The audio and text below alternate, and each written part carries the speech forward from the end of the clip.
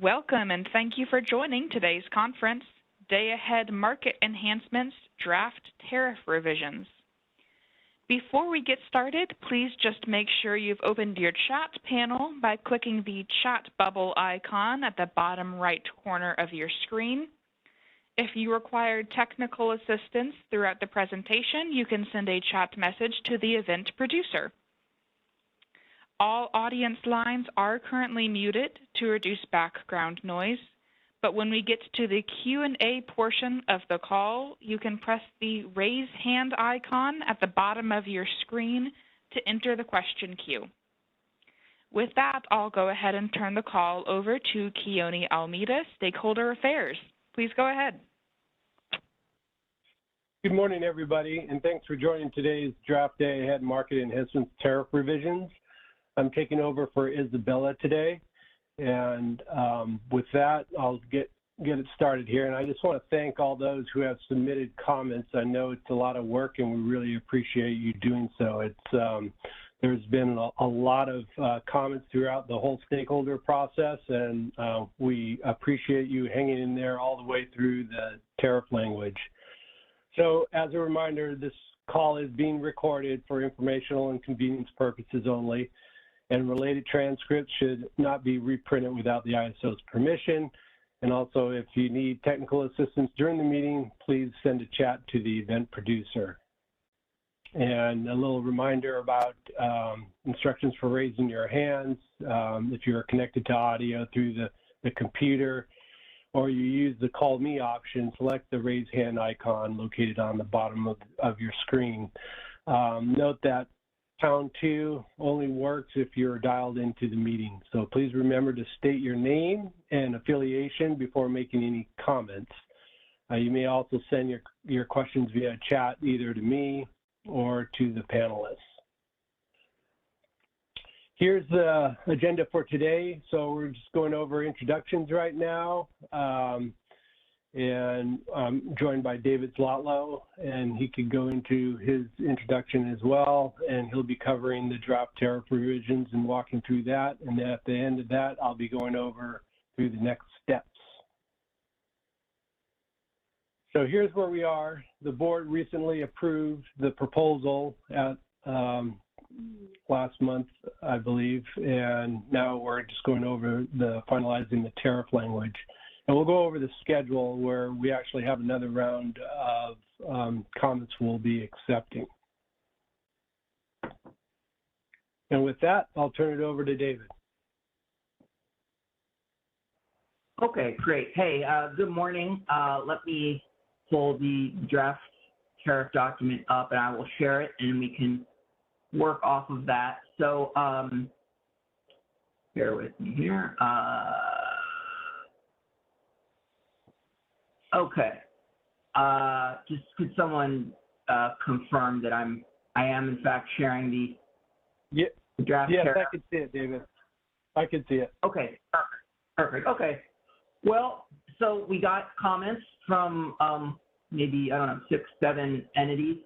And so thank you all for taking the time. There's a lot of tariffs being touched here. So I'm sure it was quite an effort to go through it and review it and see what comments you even had in the first place.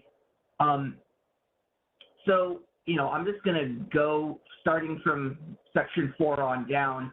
I'm not going to go through every single stakeholder comment we received. The reason for that being that some of the comments were, noting, clarifying edits or, an internal cross-reference was referencing the wrong section number. And, as we gone through, we moved draft sections around and the numbering changed. We didn't go back and change the cross-reference, things of that nature.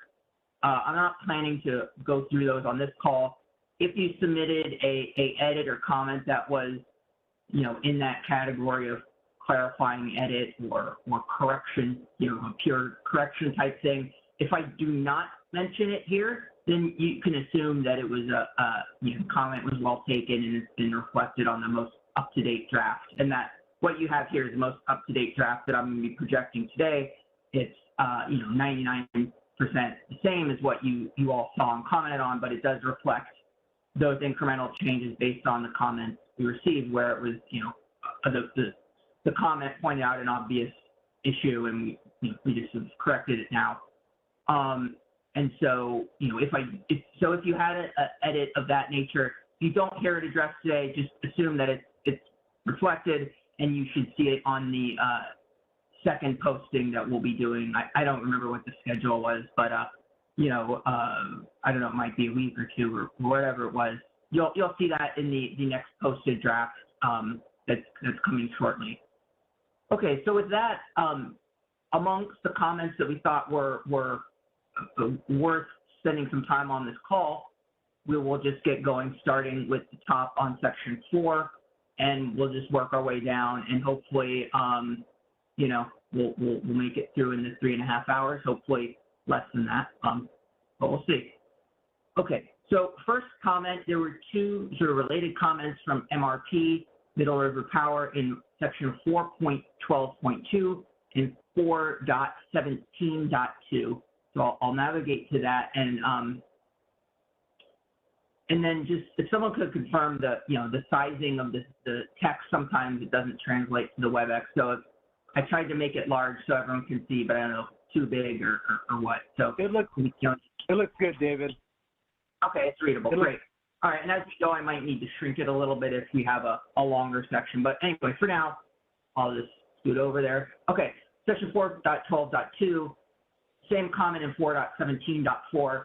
There was a change in tariff section 4.6.4 a few years ago, reworking the master file submission requirements. It had, the old language had been something about master file characteristics must be physical. That wasn't too precise, and over time that raised, that ambiguity created some challenges. So we had to add in some tariff language to be a little more precise about what master file parameters need to reflect when they're submitted. And that was section 4.6.4. That's effective tariff language from several years ago. 4.12.2 and 4.17.4 have parallel language specifically for, in this case, resource-specific system resources. This was, to me, just a cleanup section, not a day-ahead market enhancement change per se, but I think it was just an error from several years ago. We didn't make the conforming change in these other two sections. So that's what this change is here. It's really just cut and paste from that other section, section 4.6.4. So Middle River Power on both, was asking, well, what about the design capabilities? What if the maximum sustainable performance is inconsistent with the design capabilities? And there was just some clarifying questions. So I'll just, with what I said before, this is just porting over an existing requirement set for master file parameters. And just to re-emphasize what this means, it means that whatever parameters you register a master file need to reflect when the resource is operating at maximum performance over minimum runtime, and then so whatever particular parameter you're putting in master file should reflect the value that applies at maximum sustainable performance over minimum runtime. So that's what was happening here, and in 4.17.4, I'll navigate to that real quick. So it's distributed energy resources and system resources. It was just a cleanup change. And so also then there's another MRP comment in 4.17.6, so I'll go to that as well. And there was a question, here we go. Distributed energy aggregations, talking about their obligation to respond to dispatch instructions, and it's talking about when the ISO can issue an exception dispatch instruction. There were some questions about, when it would be needed for reliability, the cross-reference to 34.10. I think here, questions about ED authority over distributed energy resource aggregations, this was not an issue raised by day-ahead market enhancements policy. What I guess is because there's so much tariff being touched, sort of forcing everyone to kind of go back and look at it. Existing tariff, and you have questions, and that's fine, reasonable, but I think trying to clarify or nail down or make any changes to ED authority over distributed energy resources, I think unfortunately is out of scope of this, and I don't have a good answer to some of those clarifying questions. And I know it's sometimes it's unsatisfying to stakeholders to hear that, but because of the breadth of tariff sections this initiative is touching, it's really hard to kind of track down every single sort of clarifying question that you might have that's raised by existing tariffs. And, for example, you might not have had a reason to look at 4.17.6 before, and it prompts questions, that's fine. But I don't necessarily have a good answer to that, and I think it's not implicated with the day-ahead market enhancements policy. So we're not inclined to start nailing down any needed changes there if they're not just obvious and clear, and something in the nature of just a cleanup or type correction. So those were the three comments, all from Middle River Power in Section 4. I'll pause there if there are any questions from Middle River Power or others on the call.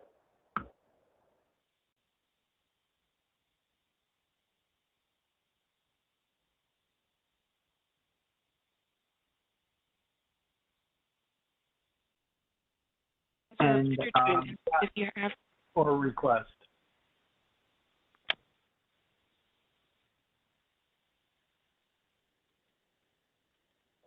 David, I'm not sure if you heard me. I don't see any chat or request.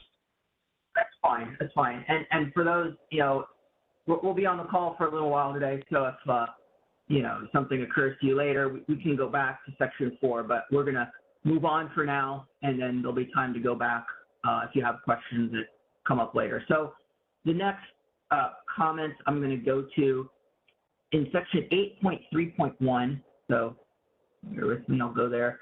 6 cities had a question, and this is kind of a, Aditya, I see a hand raised. Please go ahead. That's on Section 4. Good morning, David. Thank you. I had a quick question. Did SE had a question in Section 4? I'm not sure if that was addressed. I may have missed it. Sorry.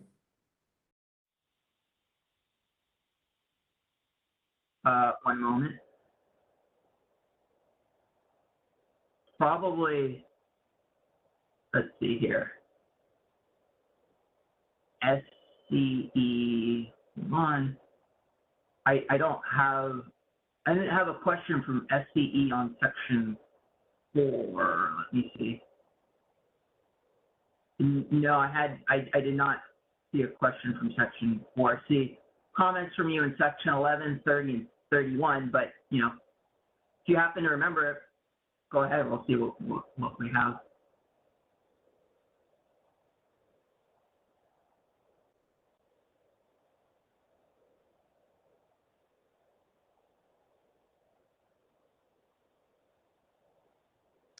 Sorry, I couldn't.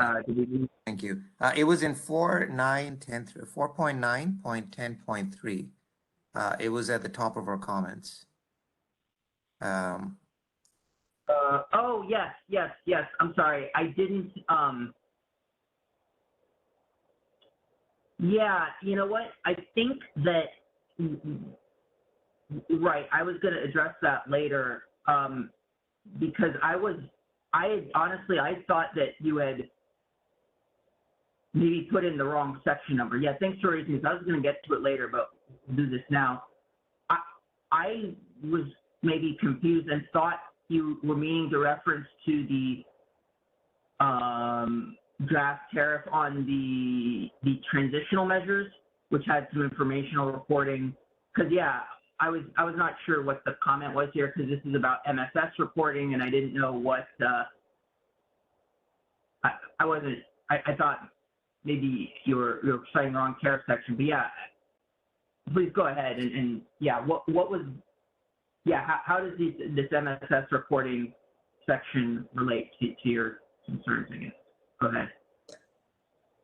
Thank you. Sorry. Yeah. So we just kind of put it under reports because we didn't know where to ask this, and it was basically about, well, for settlement purposes, we wouldn't. This is again regarding the the opportunity cost versus energy cost split for like IRP, we would need to know for settlements purposes what the split was by the CAISO, and if that's not reported, just because one entity doesn't want it, we can't run our settlements to decide how we're gonna settle those resources. Like I mean, LSEs can't figure out how we're going to settle those resources if you don't give us the information just because, say, the resource said, no, don't share the information. So that was our concern that we're trying to convey. And we'd conveyed in our comments before this too, but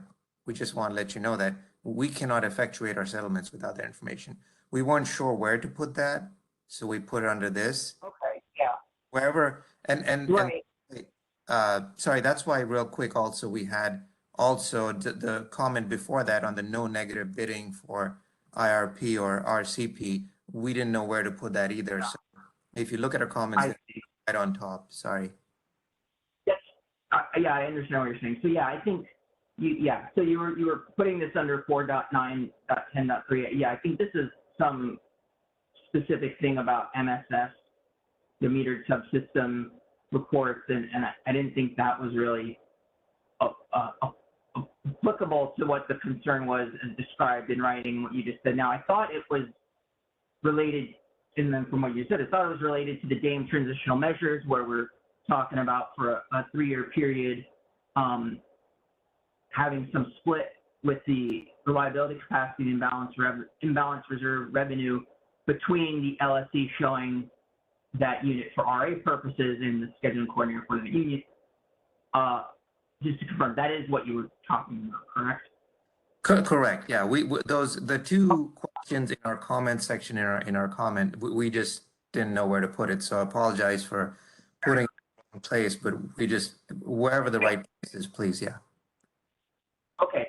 So yeah, we'll get to, and that is 11.2.6.4. We'll get to that, hopefully soon. The 10-second answer is there is a reporting obligation in the tariff draft tariff that we put in to give that information to scheduling coordinators for both the LSE and the resource.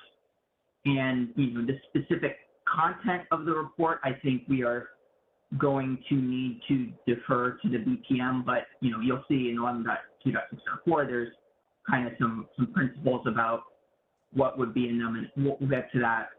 But that's what I'd say for now. And then your question, I do recall about the not bidding below zero, that was covered in some of the sections, and we'll get to that. But just to address your question, that was in the draft tariff that was put out, that it said the bids have to be between 0 and the number on the high side, that's the cap. And then while we're on it, there were questions about the bidding cap for imbalance reserves and reliability capacity. We'll get to that. But yeah, I think there was honestly just an error in what we posted as the value. And so if that was something that was important to you, we'll get to that, acknowledge that comment. Thank you. Okay. Yeah, I'll just wait for when you get to those 2 points. Thank you. All right. So going back, here's 8.3.1. I'll here we go. So 6 cities. This is a specific question, really, but I think it cuts across a lot of different concerns. This terminology of CAISO forecast of CAISO demand is an existing term that I think has been in the tariff since MRTU, however many years ago. As part of really the EDAM, we've tweaked the term to be CAISO forecast of BAA demand to capture the idea that, operating a market across a broader footprint, it's not just CAISO BAA, it's other BAAs. So that was a terminology change that's, been made. That's included in the draft EDAM tariff, the proposed edit in Appendix A, the defined term section. So that proposed defined term was not included in this document, but it is, at the end of the day, when all this is finished, that will be, a change in the tariff that's there, that CAISO forecast of BAA demand will be a defined term. And that was 6 cities' specific question was, hey, shouldn't that be in Appendix A as a defined term? The answer is yes, and it is, or will be, once this is all said and done. And then just separately, I'll acknowledge 6 cities pointed out there are a few places where, we did not make the right conforming change. This term CAISO forecast or CAISO demand was still in the tariff, and that was just, an oversight. We corrected all those. So separately, the Energy Authority on Section 8.3.1, they had the same comment across several sections, but I'll just address it now. So they had, let's see, it was sort of a 3-part question, kind of, I'd say it's general questions about RUC, really. It's sort of with dealing with 8.3.1, but kind of cuts across several topics. So their question was 3 parts. First, it was talking about clarified differences in roles and responsibilities for RUC-related actions. The CAISO takes as the CAISO BAA versus the market operator for EDAM. So that's been a sort of general topic that I think has come up in the EDAM context of, the ISO BAA versus the ISO market operator. Second question, they have further explained the impact procurement of imbalance reserve is expected to have on the CAISO RUC net short process. And then third part of their question, explain the relationship with the nodal procurement of these new products with the existing concept of having RUC zones. So those are kind of broad questions. I don't know that they're even really specific to 8.3.1, but I'll just field them now. So kind of on the first topic about ISO, really it's about the manual interventions in the RUC forecast process. That's an existing authority the ISO has. Question is, what in the EDAM world, what capability will the ISO have to adjust the demand forecast of EDAM BAAs as it feeds into the RUC process? And that's a question that the Energy Authority is raising. Others, in other comments, kind of got at that same question. And so I'll just answer it now because that is kind of a big topic. I think the answer for now is that is maybe something that still needs to be defined a little bit better.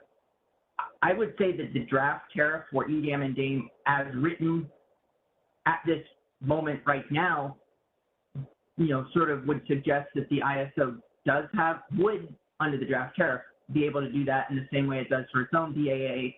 I would suspect is that's something that, maybe is a detail that we haven't really talked about too much to this point. So that's, I think, maybe to be determined on that general topic.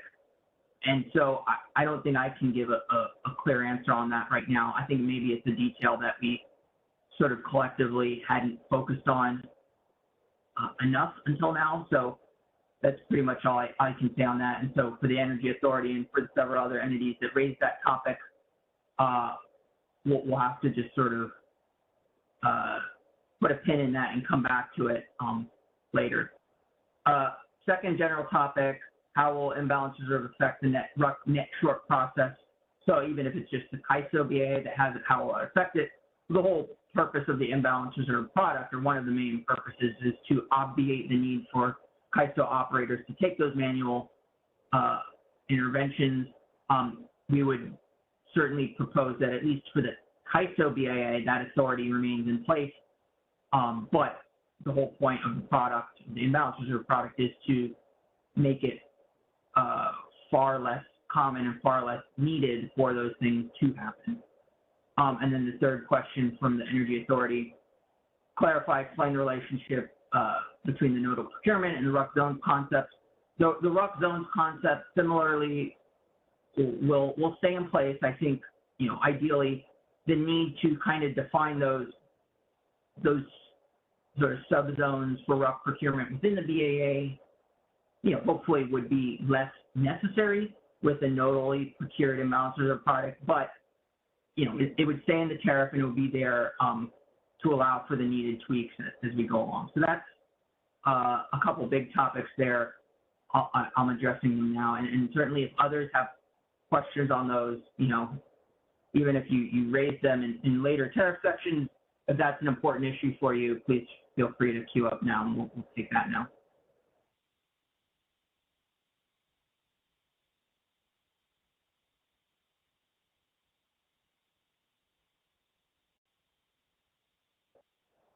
Or if no one wants to get into that, I'm happy to keep rolling.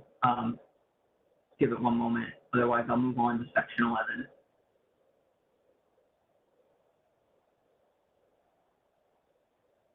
There's no hands raised, David. I'll just move on. Yep, okay, very good. Okay, so now we'll go into section 11, the settlement section. Very important. This is where the money gets handled, so very important to get all these provisions correct. Okay, moving on, the first section that had some comments, 11.2.1.1, IFM payments for supply of energy, and added a reference to imbalance reserves, since imbalance reserves are now also something that's getting procured through IFM. So let's see, there was 2 questions on 11.2.1.1, one from 6 cities, one from PG&E. The 6 cities question, the last sentence of the first paragraph is, I think 6 cities was looking at the wording of that, and where is it? Here we go. This formulation of this sentence they were pointing out seems a little redundant. Well, it's not the most elegantly worded, where it talks about megawatt quantity specified in the day-ahead schedule for supply, and then a parenthetical which consists of day-ahead scheduled energy. I think these tariff terms are, really, I think, worded pretty specifically. Day-ahead scheduled energy, your sort of common sense idea of what that means would, gosh, this probably means energy scheduled in the day-ahead market. But if I'm remembering right, it's sort of a very specific term about the flat portion of the curve. It's not all energy, it's only certain parts of the energy curve. So that's a very specific reference. Day-ahead schedule for supply is also a defined concept. It's a little more broad. But the point is, and this is a point I think that will apply with several other comments, especially in section 11, these tariff terms and the way it's all constructed is so specific and so detailed. I think we'd be very reticent to make changes, even if it's, you would say, hey, this is just for clarity. I would be personally nervous about touching any of section 11 unless there's a very good reason. There are, of course, a lot of very good reasons here in terms of settling these new products, but for existing language, unless it's, clearly inconsistent with something we're doing, I would not be inclined to make the change, even if it looks like it's just an obvious sort of clarifying it. Moving to PG&E's question. Okay, and I think this is a comment from PG&E that probably cuts across several sections. We'll cover it here in 11.2.1.1. So you see in this first sentence of the redlining, we're talking about basic, notion that if you get an imbalance reserve award as a resource, we pay you the locational price times the quantity of the award. Pretty basic idea of price times quantity. But what they were raising was, you see the list of who we pay. We pay an SD for, highlighted for all these things. Generating units, which would be most resources that are getting imbalance reserve, but also participating load, proxy demand resource reliability, demand response, distributed energy, system resources. So the specific issue that PG&E was raising was non-generator resources, storage. They are also eligible for imbalance reserve, reliability capacity. Shouldn't this list include NGRs as well? And my thought there is, this is something we're going to have to follow up on. I believe, subject to confirming with the folks or the experts, that an NGR would meet the definition of a generating unit, so therefore it's covered. We need to go back and just double check our sort of defined points of the defined term in Appendix A of a generating unit. If it's the case that an NGR doesn't meet that definition, I mean, it's obviously, I think, not a participating load, PDR, all these other things, you know, then yeah, it's probably a good point. We'd want to be thorough because, you know, the policy is non-generated resources subject to their, you know, operating parameters are fully qualified and eligible to bid for and receive imbalance reserve liability capacity, of course, based on their, you know, specific operating constraints, the same as, you know, gas units. So that's sort of something I think tentatively your concern is covered in the existing tariff, but to the extent it isn't, we'll make that change in the next round. Okay, I'll move on to 11.2.1.8.1 to 8.1. So I'll scroll up here, 11.2.8.1. There was a general 11.2, sorry, 2.1. Yeah, this tariff section 11 is a very dense section, so you see, even I am having trouble navigating it. But here we go. In 11.2.1.8.1 and 11.2.1.8.2, both of them, we have the term, let's see, lower operating limit somewhere here. I think PG&E, the question, shouldn't, upper economic limit. Where are we here? Okay, so you see here, there's a defined term, upper economic limit. I believe that we did include this as a defined term. The question from PG&E was, should these be defined term? Upper economic limit is included as a defined term in the draft revisions. And then there was a question, well, okay, should lower economic limit, as you see here, be included? I have to go double check. So you see lower economic limit capitalized, that means defined term. You know, if we capitalize it here and it's not an existing thing in Appendix A, and we didn't include it as a proposed new defined term, then that was a mistake, and we'll need to add that. So to the question of shouldn't those two things be defined terms, the answer is yes, they should be, and I still go double check. If they're not, then that would be an incremental edit that you would see in the next posted version. And so I'll keep going on some of the settlement things, and I'll pause in just another moment, see if there's questions here. Okay, 11.2.1.9.1, Pacific Corp had a question here. There's a reference to the FMM upper economic limit, and then there's a parenthetical talking about as adjusted by outages, VER forecast reduction, DTAG transmission profiles. The question from Pacific Corp, can the ISO explain why there would be an adjustment to the allocation quantity due to a reduction in VER forecast? So just to step back a second, this section 11.2.191 is about allocating the cost of procuring the imbalance reserve product. So 11.2.191 is about imbalance reserve up, and then there's other sections about imbalance down. But basically the idea is, you know, I think Pacific Corp is asking why would the cost allocation sort of be dependent on a report of an outage or a reduction in VER forecast. And I hope maybe that there was just a little confusion on what that parenthetical was meaning to say. So what that is saying is we're basing the calculation on the upper economic limit in the FMM.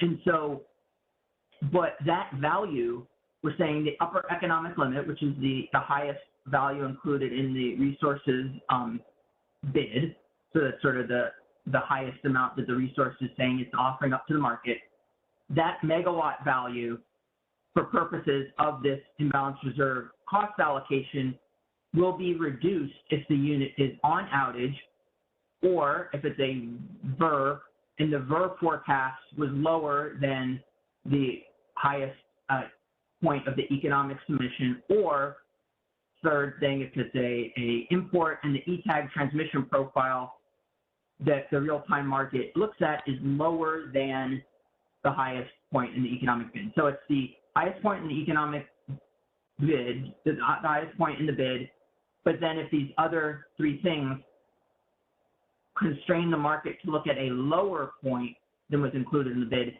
then we adjust it down. So that's just, that parenthetical is really just to sort of account for the fact that the highest point that the market has available to it may actually be lower than the highest point included in the bid. So hopefully that explains, that clarifies things for Pacific Core if there was concern that, somehow the VERF forecast was factoring into this. It is factoring into this, but in the way I just explained, we thought that was a reasonable thing to be doing. Okay, I'll just get through one more section, then we'll pause again and see if there's questions. In 11.2.1.9.5, NCPA has a question, so we'll go there. Okay. Imbalance reserve cost allocation to metered subsystems. NCPA was pointing out that there was something in what we posted as to the cost allocation for MSSs that seemed inconsistent with the policy proposal. And, I think they might have a point here, and you see, I think I need to clean this up, but it was really, I think, for load following MSSs, there was a question. I think we had said that load following MSSs don't get a tier 1 allocation. They just get a tier 2 allocation. I think there was a sentence, and here we go. This is like a cut and paste quote from the policy paper, I believe, saying load following MSSs receive tier 1 and tier 2 based on their uninstructed deviations. And I think the draft tariff we posted said it's purely tier 2. And so I think, I think maybe we just had it wrong on the draft tariff. So I'll delete that. And then you'll see that hopefully this sentence as it appears here now reflects the point that load following MSSs have tier 1 and tier 2 allocations based on their net portfolio uninstructed deviation. So I think that is now consistent with the policy. Okay, so what we just got through was the imbalance reserve settlement section. So I'll pause there, and then we can move on to the RUC reliability capacity settlement section. So again, if there's any questions, comments, concerns on that so far, please queue up and we'll take them.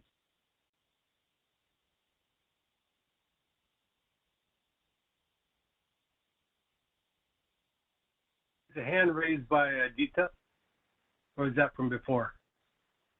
No, yeah, it's a new question. Thank you. Good morning again, Aditya from SE.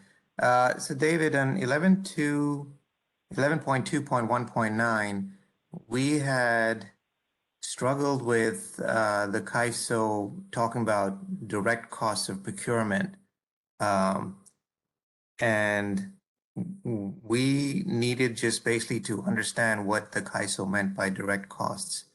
We're not aware of that being direct costs being defined in the tariff. So could you possibly opine or that? Thank you. Where are we here? So are you talking about here? Correct. The second line, cost allocation. You mean specifically this sentence that I just highlighted? Well, we're, and above that as well, you discussed direct costs. We don't know what costs, we don't know what direct costs mean. We know it's a direct costs are a broad economic accounting term, but unless because the second one you're saying, okay, the congestion revenue, but that's fine, that's clear. But the direct costs, we don't know what, because that's a bucket of costs. So we needed clarification, and then that's why we provided the suggested edits. Like what are the direct costs? What fall in the direct costs? Right. Well, that's okay. I think you had, if I'm remembering right, you had a suggested parenthetical. It might have been later in about adding a parenthetical saying, you know, procurement costs and opportunity costs or something like that. Am I remembering Yeah, correctly? we said basically correct. We said energy, all the energy and opportunity costs. Oh, We've okay. taken a shot at that. We weren't sure if we got it right. If you could just opine on that, whether or not that's right. So fair enough. I understand what you're getting at. So what we mean by the direct cost is what was covered in the subsections of 11.219.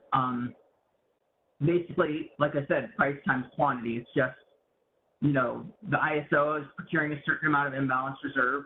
The direct cost of that is, you know, how many megawatts of imbalance reserve up, how many megawatts of imbalance reserve down, times the price that it's procured at. So it's just, I don't know, I thought that was,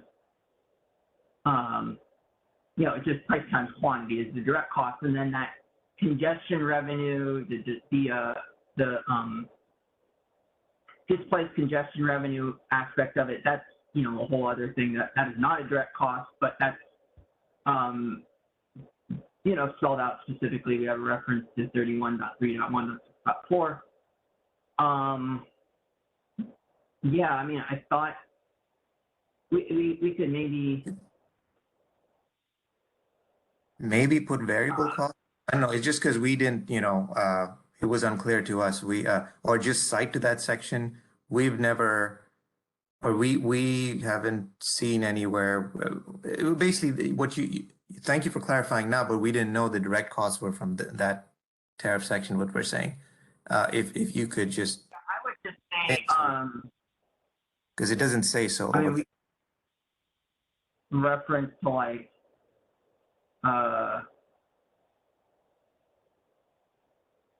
something like the total, the cost allocated include the direct cost of procuring IRU as measured by, you know, the total megawatts of IRU procured times the respective locational IRU price. Sure. Yeah, that would be fine. Yeah, anything that we actually understand. Thank you. I will make a note of that. So, sorry, I should not be messing with these word things on the fly. I'll just make a side note of that, and we'll Great, move thank on. So So just capture that and bear with me for 1 second. And then if there's someone else who wants to queue up, yes, please. this is James. I just wanted to maybe add in a touch of context here. So the way I read that section is the term direct is trying to distinguish between the direct cost coming from, as you described, the sort of price times quantity calculation of basically summing up all of the procurement costs paid to suppliers for the imbalance reserve product across the system and putting that in a bucket. And then distinguishing that from the indirect cost of the congestion portion of the deployment scenarios, which is not collected through the settlement of two imbalance reserve suppliers. It's sort of added into the cost allocation through a separate mechanism. So I think what was trying to be accomplished is distinguishing between those two, you know, costs in what becomes the total allocation or the total quantity to be allocated.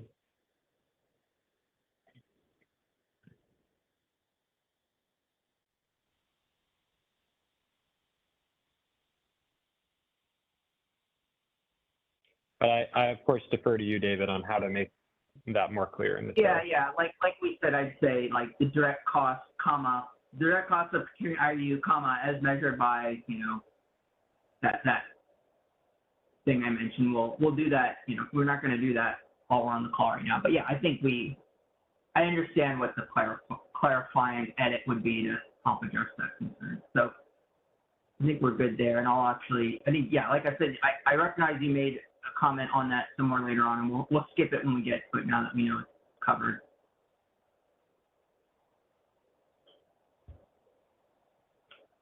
Okay, are there any other questions on the imbalance reserve cost allocation section? Otherwise, move on to the reliability capacity procurement sections, which, you know, a lot of the same issues apply here. Okay, if no one's queued up, I'll just move on to 11.2.2. 2221, there were some clarifying suggestions from Middle River Power. Those are reflected here.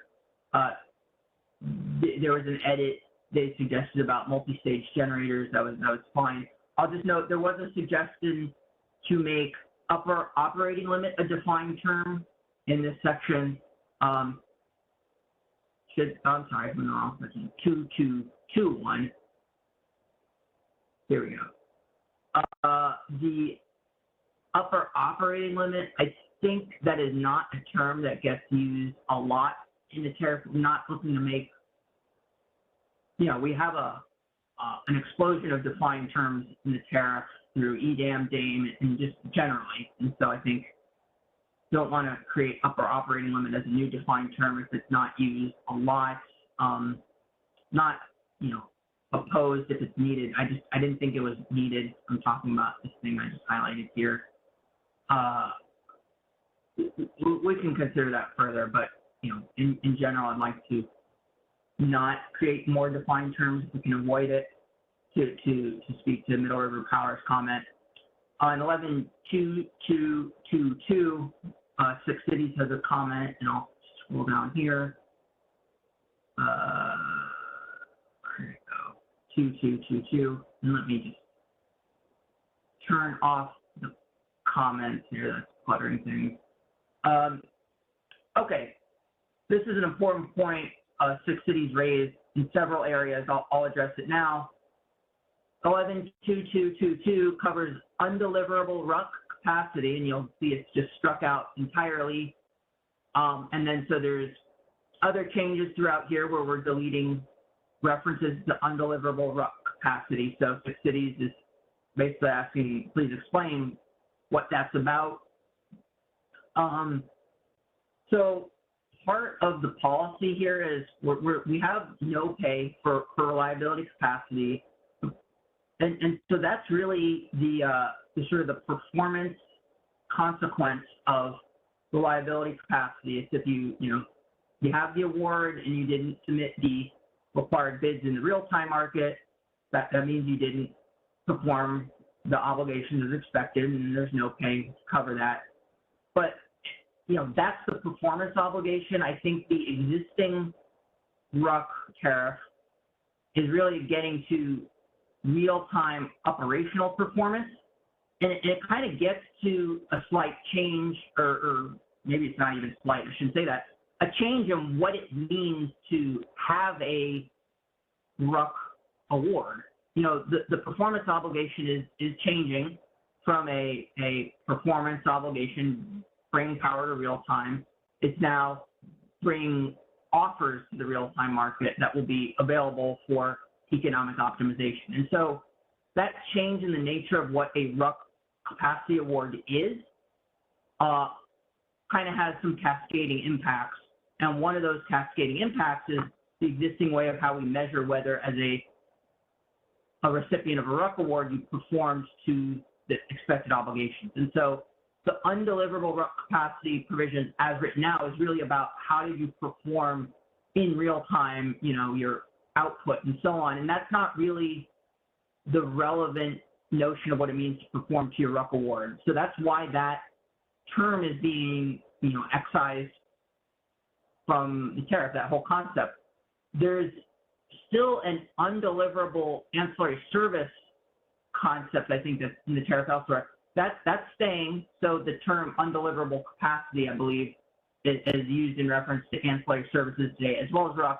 That's its own thing, not impacted by day-ahead market enhancements. But the the notion of undeliverable RUC capacity isn't really germane anymore in the new world that we're trying to create for day-ahead market enhancements. So that's why it's deleted here, and you'll see throughout there's other deletions as well. So I see, as I was about to ask if Six Cities has any further comment, I see a pop-up here that says Bonnie Blair raised her hand. So yes, Bonnie, please tell me if that addresses your concern or not. Bonnie Blair for the Six Cities. Can you hear me okay, David? Yeah, good. Okay. Thanks for that explanation. So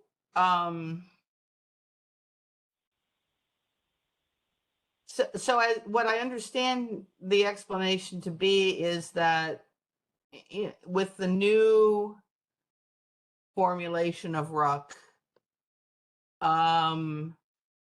the concept of non-performance still remains. That, in other words, if a resource has a RUC award and it doesn't bid into the real-time market, if in other words, if that capacity for the RUC award is not available because of non-performance by the resource, then the payment, there's going to be a consequence of that. The payment is going to be rescinded, but that you're no longer, there's no longer any assumption or any consequence for a RUC award being undeliverable as opposed to unavailable? Is that the distinction? I think so. So there's and this is a confusing terminology point in the existing tariff. There's undeliverable capacity and there's undispatchable capacity. And so that's a little confusing today. So I think undispatchable will still be in there, and that I think is, if I remember right, that's if the unit is on outage. And so that's sort of like, well, if you're on outage, even if you're submitting bids, those aren't real bids because you're on outage. So that's fine. That can be a performance consequence. But yeah, I mean, because if you follow the steps, if you think about it, if I get a RUC award in the new paradigm, I'm obligated to submit the bids to the real-time market. But if the real-time market, optimizes, we don't need you, but thanks for being there, I'm released from my obligation to perform in real time because real-time market didn't ask me to perform. But what you see on the screen here, 11.2222 is talking about metered output, tolerance band compared to what the RUC award was. Well, if you weren't dispatched by the real-time market, why should we expect you to have total metered output? Because we didn't ask you to perform. We just asked you to submit the bid. Market then determined you weren't needed. So that's not a fair. This is not a fair way of determining a financial consequence to a resource because it's not tailored to what the obligation is of a RUC award under the new paradigm. Okay, that's really helpful, and I understand that concept, and I agree. And I guess the only remaining question would be, what if there is a RUC award which is available in the sense of the resource is operable? It from the resource perspective, it could respond to dispatch, but it's kind of locked in behind a constraint. Does that concept exist? And I guess in my own mind, I'm not sure what the consequence of that should be, or is that taken care of by the optimization? In other words, does the optimization simply? I think what you said is correct. That if I have so if I'm a resource, I get a reliability capacity award, I bid it in real time. And so, you know, part of the awarding of imbalances and reliability capacity is to look at nodal constraints and, you know, try to make awards that are expected to be deliverable, but, you know, that process isn't going to be perfect. So if it comes to real time, the unit with the reliability capacity award submits the real time, but there's a constraint that prevents that energy from flowing from the unit to where it's supposed to go. How does that factor into all this? And I think the answer is, someone else from ISO tell me if what I'm saying is wrong, but I believe, yeah, that's just a market issue. That if the real-time market says, I have an offer from this unit, but it's not, you know, it's behind a constraint, then it's not going to get awarded, or it's going to, I don't know, get awarded at a lower amount if the binding constraint, you know, the constraint has some capacity left and some of it will get through. I would think that's just a market optimization question, and it's outside the scope of rough performance expectations as to the individual unit. Oh, okay. I mean, that makes sense. I guess the only question is, and maybe only time will tell, whether there's going to be a concern with the kind of situation that we've seen with FlexiRamp, right? Where FlexiRamp awards that end up being not usable because of deliverability issues. And whether I mean, I get maybe it's not maybe I'm getting beyond the tariff concern, because maybe it's only can only wait and see how the market works, in terms of making sure that RUC awards are, I see the note from George in the chat. Thanks, George. So basically, I'll to sum up what you're saying is, yeah, I mean, there were issues with the flexible ramping product.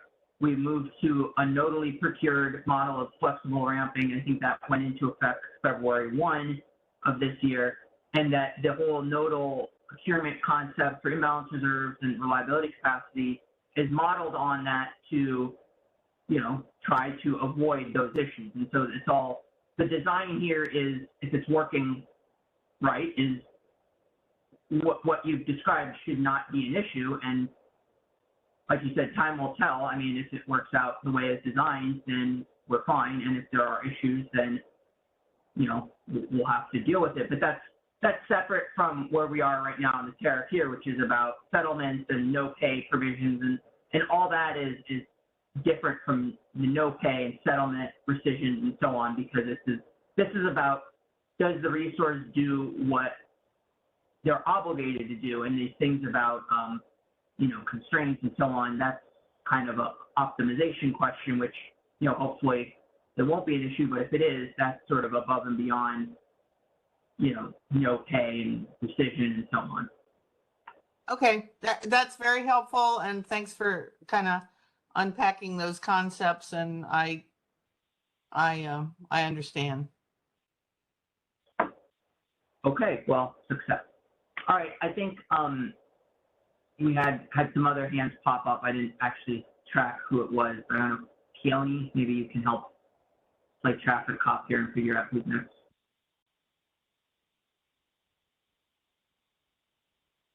Can't see any hands at this time. I'm unmuted. Okay. This is Kathleen Colbert from Vistra. Can you hear me? Yeah, we can hear you. Go ahead, Kathleen. Great. I think the event producer unmuted me. Thank you. And that was my hand. So I just wanted to quickly follow up, and I don't have an issue with your red lines here, David, but I wanted to offer something as a clarification to the discussion. And this is probably semantics, but it's worth parsing it out because I think it's important for tariff, because so much is semantics. So I actually don't see a difference in the obligation as a result of this policy for the RUC that we have today versus the reliability capacity. They're both still an obligation to offer into the real-time market, so it provides a must-offer obligation. not a must deliver.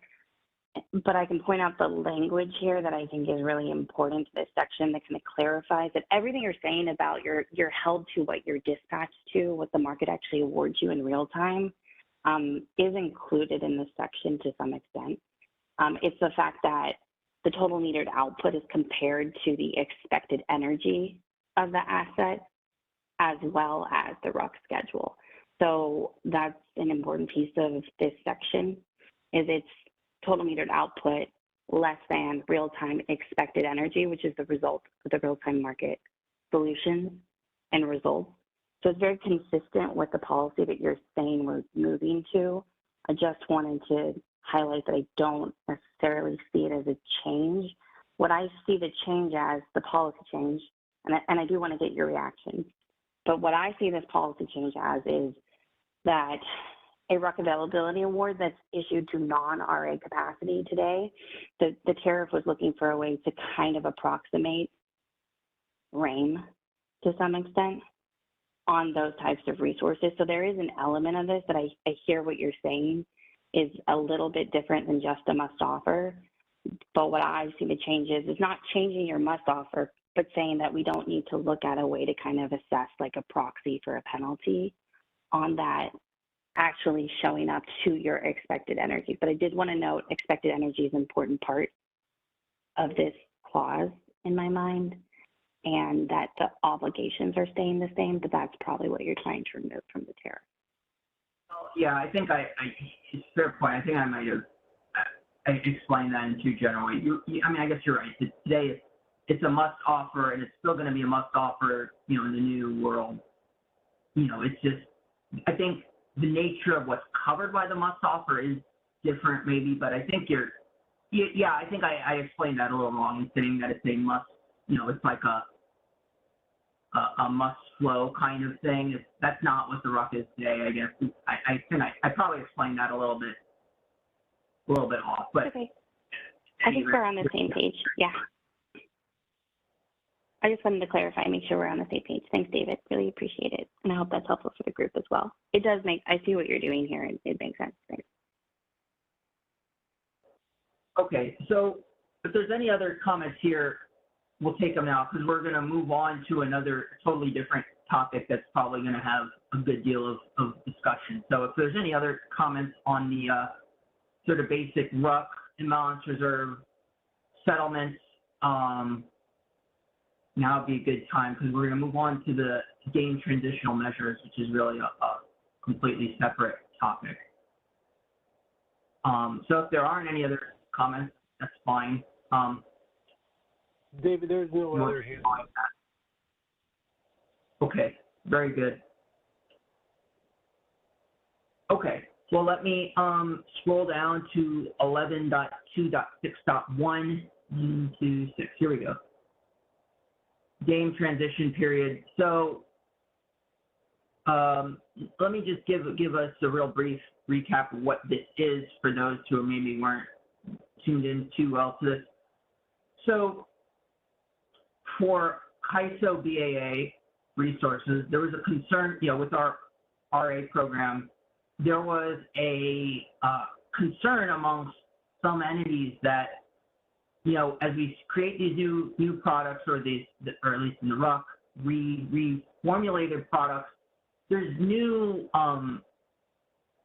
settlements that are going to resources, and there's a concern that if it's an RA resource, that the LSE has already sort of procured that resource, and so now giving it additional settlements from imbalance reserve and reliability capacity would be sort of covered within the scope of the existing RA capacity contract. And there was, a lot of back and forth in the policy process about how it is that we could account for that concern within the tariff. And, there was different views of, whether that's even necessary, whether you say, well, that's a bilateral contracting issue, resource, LSCs and resources can work that out on their own as a payment issue, but that's not a type of market concern. There was a lot of back and forth on this. And what we landed on in the policy was this notion of game transitional measures, which is the idea that for 3 years, we will give the opportunity for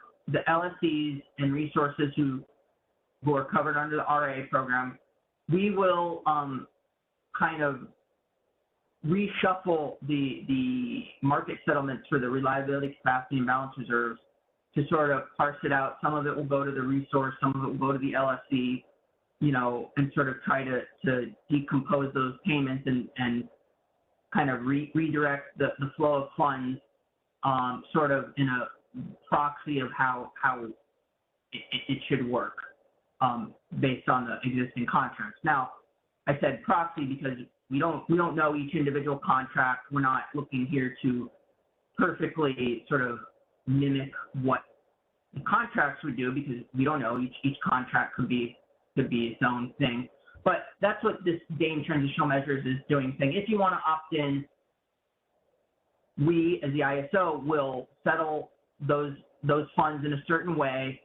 It's opt-in. If you all want to do it bilaterally, figure it out on your own, totally fine. But for 3 years, we'll offer this transitional approach, and this is how, under the transitional approach, we will settle those funds and parse them out. So that's what this section is, and that was, you know, I think for some entities a pretty big topic to make sure that this was covered, and then the details were done right. And so here we are, we're in the tariff. This is where the details come out. And so there were a couple questions, so we'll get to them. First, I see Kathleen raising hand. Let me just, let me get to the comments that were submitted, and then we'll get to any other comments here. Okay, so first question, Cal CCA 11261. They're asking, we say, where's the language? Something here. So what we put in is there's a 30-day window to elect to be part of the DAME transitional measures. And what this is meaning to say is, you know, the effective date of DAME, if it, let's say, goes into effect, I don't remember, let's say it's fall 2024, if that's what the calendar is. Let's say, for example, it goes into effect September 1, 2024, hypothetically. So this is saying by 30 days after September 1, we need to know and have it locked in who is going to be subject to DAME transitional measures and who aren't. And this is consistent with the sort of approach we've taken for other things. If any of you all recall this thing called PERT protective measures, it was something we implemented in the transition to Order 764, the 15-minute market, where we had sort of to account for this legacy treatment for a certain period of time for variable energy resources under, you know, other settlement provisions. But this idea that we'll give you this transitional settlement treatment to sort of have legacy treatment, but we need to know who's going to be subject to it. We can't be kind of managing resources coming in and out. It's a little bit of a manual process anyway. You know, this is just to put a limit on the administrative burden. So that's why we say you have to make the elections within 30 days of the effective date. Now, a point here to emphasize is it's a 30 days of effectiveness to opt in, but then there was a question, well, hey, RA showings are, you know, monthly showings, it's T minus 45 to the month. So, you know, as each month comes along at 45 days before the month, we're making new RA showings. How does this all make sense? The answer is, the way this is written here, is the election is for a resource LSE pair.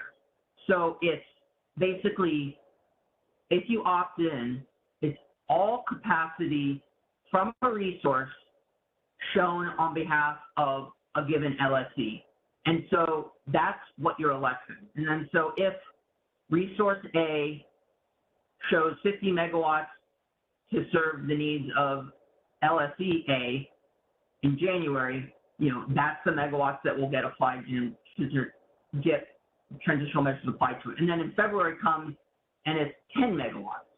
10 megawatts will be subject to transitional measures. And you get to March, there's 100 megawatts shown from that resource to that LSE, and it's 100 megawatts that have this treatment. So that's how we're going to account for and accommodate the idea that RA is a monthly showing. And then so as to the 30 days, I think there was maybe Cal CCA and PG&E as well kind of were raising questions about that 30-day deadline. I think, you know, we're not wedded to 30 days. I mean, if it's 40 days, 45 days, I mean, I guess that's fine. But it is important to us to have a hard cutoff and say, you're in or out. You know, we can't have these things, you know, kind of toggling with this treatment. And so I think, yeah, PG&E suggested 180 days. You know, I think that's too much, honestly. Like, we kind of have to need it locked down because it's still, we need to sort of know who it's applied to. And then if you elect 30 days later, there's some, you know, catch up on the settlement process. And that's sort of fine. That we kind of cover things on recalculation settlement statements, but we need to limit that. I think 180 days is 6 months. I think that would be too much. And I think the point being that PG&E raised, we'll get your reaction in a moment, saying that, well, you know, we need more time to decide between the LSE and the resource. Are we mutually agreeing to opt in?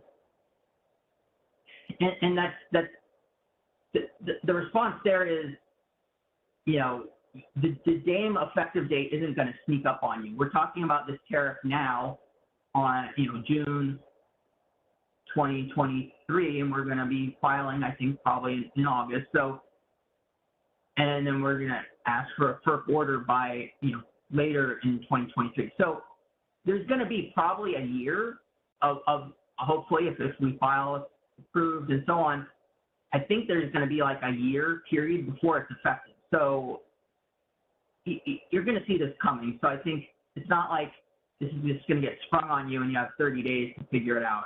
So, you know, I think 6 months is probably too much. But with that, I'll pause. If Cal CCA, I think I saw a hand from PG&E. We'll take that. And then if anyone from Cal CCA is on, we can also take that comment as well.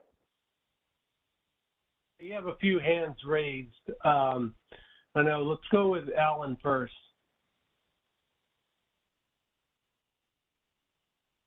This is Alan. Can you hear me? Yes. Great. So, David, thank you for laying that out.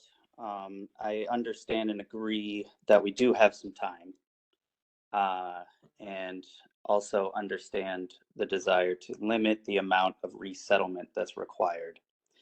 Can you lay out for me exactly what type of resettlement would be required if a LSE and generator pair were to not reach agreement for a long period of time? Can you explain to me exactly what concern CAISO has with having to go backwards? Oh, okay. Well, you know, the default is that the resource, you know, if we have a resource that's RA, the default in the tariff is they get to keep their imbalance reserve compensation and their reliability capacity compensation. You know, sort of like the same as they keep their energy, you know, energy revenue. So that's the default. And then what the transitional measures is overriding that and saying, no, some element of the reliability capacity and some element of the imbalance reserve compensation is actually owed to the LSC. And so that's what transitional measures are doing, is saying, no, we're going to kind of claw that money back and chop it up in a different way. And so the idea is, let's say if we, hypothetically, we gave a year for opt-in. So let's say it goes live again, hypothetically, September 1, 2024. And if we gave you a year, let's say you get to August 2025, and finally LSC and the resource agree, yeah, we're going to opt into this transitional measures thing. So then you have to go back to the initial go live date in, like I said, September 1, 2024. And each trade date since then, you have to go back and look at the resources, imbalance reserve, reliability, capacity, revenue, and say, oh, we're going to claw all of that back from you and then reallocate it. Some of it we're going to claw back and actually give it back to you again resource, some of it now is going to get redirected to the LSC. So it's just clawing back the revenue and reallocating it in a different way. And so what my point was, if we have a 30-day cutoff, okay, we're doing that resettlement for potentially 30 trading days. Okay, then if it's 6 months, then you're doing that for 6 months. You know, a year, then you're doing it for a year. So that was the point about trying to limit the opt-in period to address that. That's part of it. And then, you know, just sort of generally, we kind of want to have a clear picture because there is, you know, a little bit of a process to of opt-in, and we'll get to in the tariff below, you know, what notifications we need, et cetera. And we just don't want to have to be administering that process as an open-ended thing for, you know, months and months. All right. Yeah, I appreciate that. So I personally do not have a very good sense of how administratively difficult that clawback approach would be. And I think internally we talked about it, and I talked with settlements folks, and I don't think that we had the same opinion about how difficult it would be. And so that likely is the driving factor in the trade-offs through our recommendation of more time. So I think it would be helpful for us to continue that conversation and have a better understanding of the how problematic just the shifting of revenues would be. So that's one kind of takeaway. I think the other piece that I would appreciate clarity on, and maybe we can cover it when we scroll down, is that the next section, after we talk about overlapping capacity, talks about how information is shared about the opportunity cost associated with the imbalance reserves, I believe it is, and how that information will be shared between the LSE and the resource scheduling coordinator. I think it'd be helpful to understand when we talk about these transitional measures and the revenue that we are dealing with when it comes to both of these new products. I want to understand what portion, like, is that opportunity cost portion the total portion that's covered under these transitional measures? Because my understanding is it's not. And so maybe there's some opportunity to have more information sharing that limits the transitional measures to a certain shifting of revenues, but maybe there's more information sharing about the total revenues associated with this, such that if the parties can't agree on actually where the revenues go within the time period that you're discussing, at the very least, the CAISO can share the information about what the revenues are so that the two parties can actually resolve the issue from a bilateral perspective. So I'm hoping you can both walk me through the information sharing that's in that one section as it relates to the total total revenues, and then also hope to take back the idea that maybe the information sharing aspect is the way to resolve the disagreement in terms of the time period. Right. Okay. Well, while I have it on the line, let me just scroll down to the information sharing. Here it is, and I'll note, yes. From what we covered right at the top of the call, SCE had a question about the information sharing as well. That was, I think, really directed at 11.2.6.4. PG, you had your verbal comments just now teed that up. So we'll talk about it now. Okay, so basically what we laid out here was for RA capacity that is not opted into the daily transitional measures, what we're saying here is we're going to give the LSE that showed that capacity and meets RA obligations, we're going to give you effectively a shadow settlement of what the transitional measures settlement would have been had the resource LSE pair opted in. So you're going to get the information of what the settlement would have been had the capacity been opted in. And that is, that's what this is saying. That's the idea. And hopefully that is what you were asking for. And this is a little bit of a strange provision. I mean, in terms of, information confidentiality and so on, this is a little odd because now we're giving the LSC kind of market settlement information for a resource. But it's just sort of the opportunity cost element. It's not, super detailed about their entire sort of ISO market settlement and so on, but it's sort of the unique sort of space where we're in here.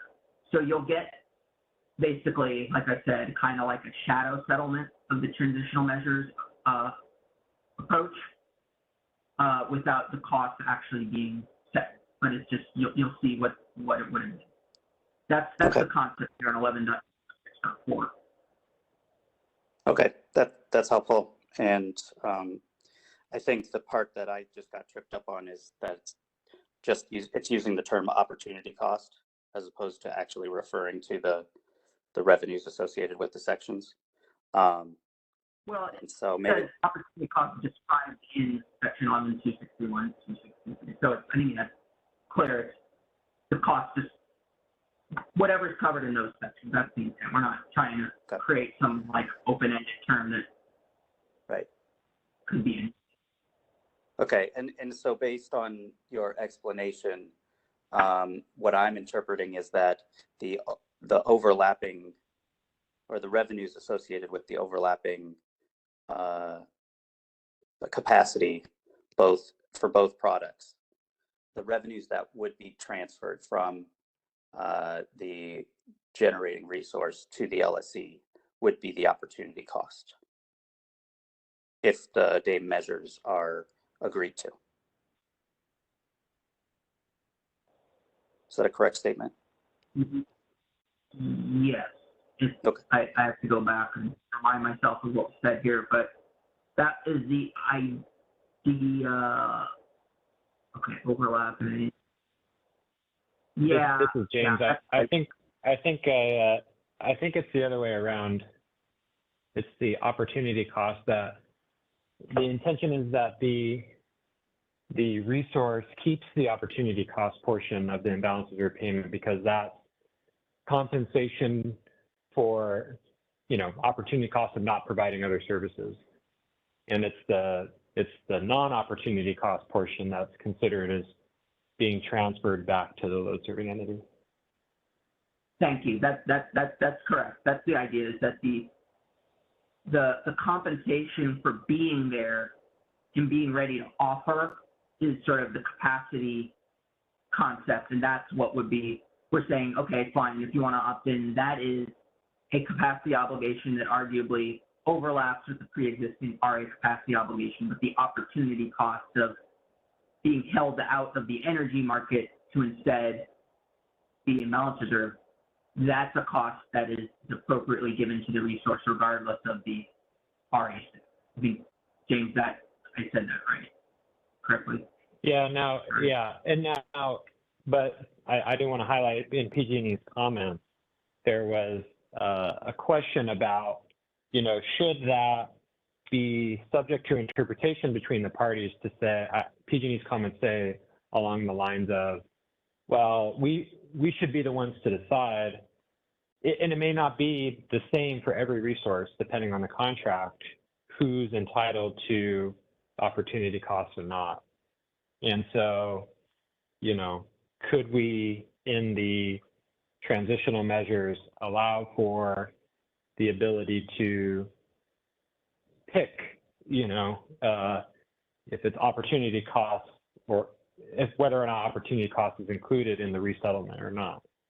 And I don't know the answer to that yet. The team will have to deliberate on that, but I just wanted to highlight that seeming to be one of the questions PG&E asked in their comments. It was, and I'll just tee that up for others on the call. There was a PG&E comment or suggestion, 11.2631, which we have on the screen here. This idea that, and I suppose it would apply to 2632 as well, but the idea that depending on the specific contract, opportunity costs may or may not be owed to the resource, and the complication there is this needs to be a common approach. We can't formulate the application in a way that is tied to a specific contract. This needs to be a general sort of, if you're in, everyone gets treated the same way. We can't sort of have just like a fork in the road here and say the opportunity costs are settled this way if the contract says this, or this way if the contract says that. That's not really us administrable. It needs to be a single approach for everyone who opts in. And if you opt in, we're ignoring the contract on our end and just settling it this way. If you opt into Dame transitional measures and you want to then further refine that based on bilateral considerations, yeah, you can of course do that. But that is a hard thing for us to capture in these tariff provisions.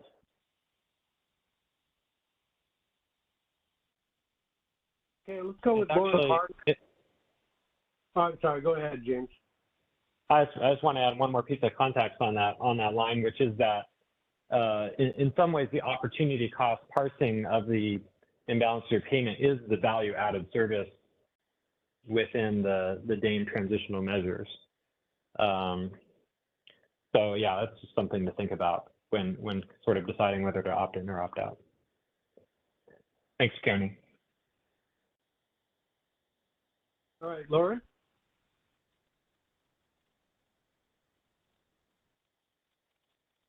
Kelsey said, I wanted to go back to the Dame transitional measures in the 30 days section. And first, thanks for clarifying, David, that it sounds like when you're opting in, it would be the LSC resource pair that needs to be identified within 30 days. And then like the megawatt amounts could change after 30 days to reflect changes on a monthly basis. Is that correct? I'm sorry, you were clarifying. I think what you said is correct, but let me just restate it to make sure I heard your clarification. It's a one-time opportunity to opt in the resource LSC pair, but the megawatts to which transitional measures will apply can vary month to month based on what's shown on RA plan. Okay, So that's what I was saying. Thanks. Yeah, that's what I was saying. Thanks. And then it seems like we could be missing then if there's an LSC resource pair that is new after the 30 days, like if there's a new RA contract entered into after the 30 days within that 3-year window. So what would happen in those cases?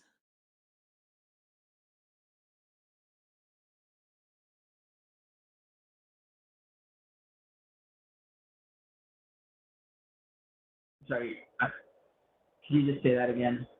Yeah, so what if there's like a new LSC resource pair that forms after the 30 days because of a new RA contract? So, I mean, the idea here is that this is an accommodation for existing contracts. And that's really the point. So if there's a new RA contract signed between a resource and an LSC, then we would expect that to be covered in the new contract. The allocation of revenues from reliability, capacity, and imbalance reserves. We would expect that to be covered in the contract. But the information provision element in 11.2.6.4 we were talking about before, I mean, even if there's a new contract, I think that information would still be provided. So, even if you can't, it's not covered in the contract directly, I mean, at least you have that information to go on. But, really, if you're striking new RA contracts, we would expect that they would be written in a way to account for these new issues in the tariff. Okay, yeah, I think our concern is, yeah, first the ability to reflect it in contracts that quickly, 30 days after the tariff's effective.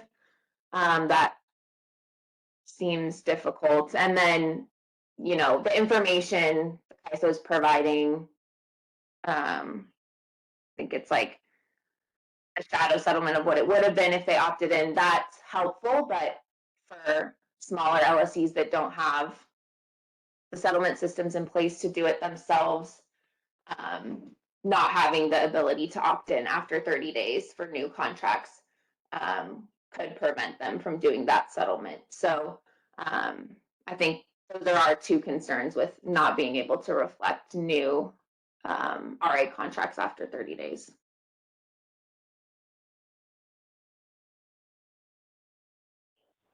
Well, I mean, let me be direct and ask this question.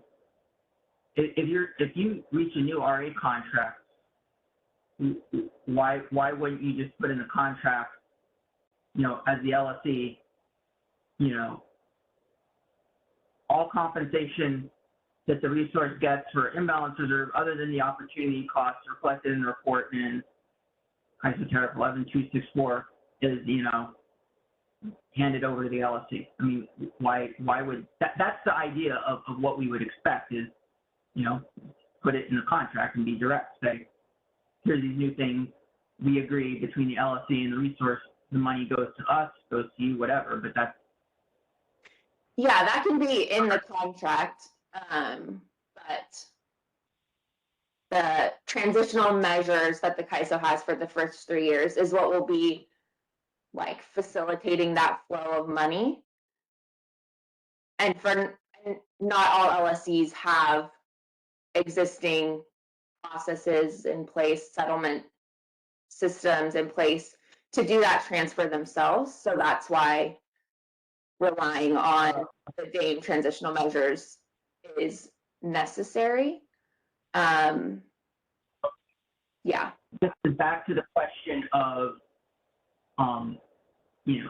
there could be a clear, right, so is DAME transitional measures meant to be a sort of settlement service in addition to a sort of gap filler in contractual dispute as well? That I think that's what your comment gets to. We'll have to take that back, but I think it's the notion here that DAME transitional measures could be filling two needs, not just a sort of gap filler into unclear contract. So yeah, I understand that comment. We'll have to think about that a little more.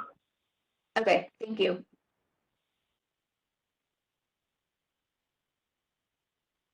Kathleen?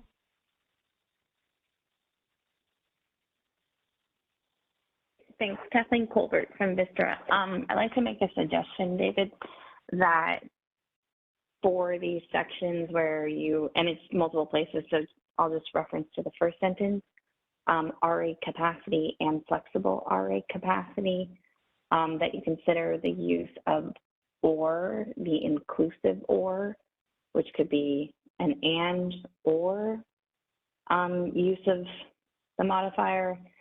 I know that's pretty frequent throughout the tariff, and it gives the CAISO more flexibility over this period to define in its BPM whether it is the joint or, A and B or A or B.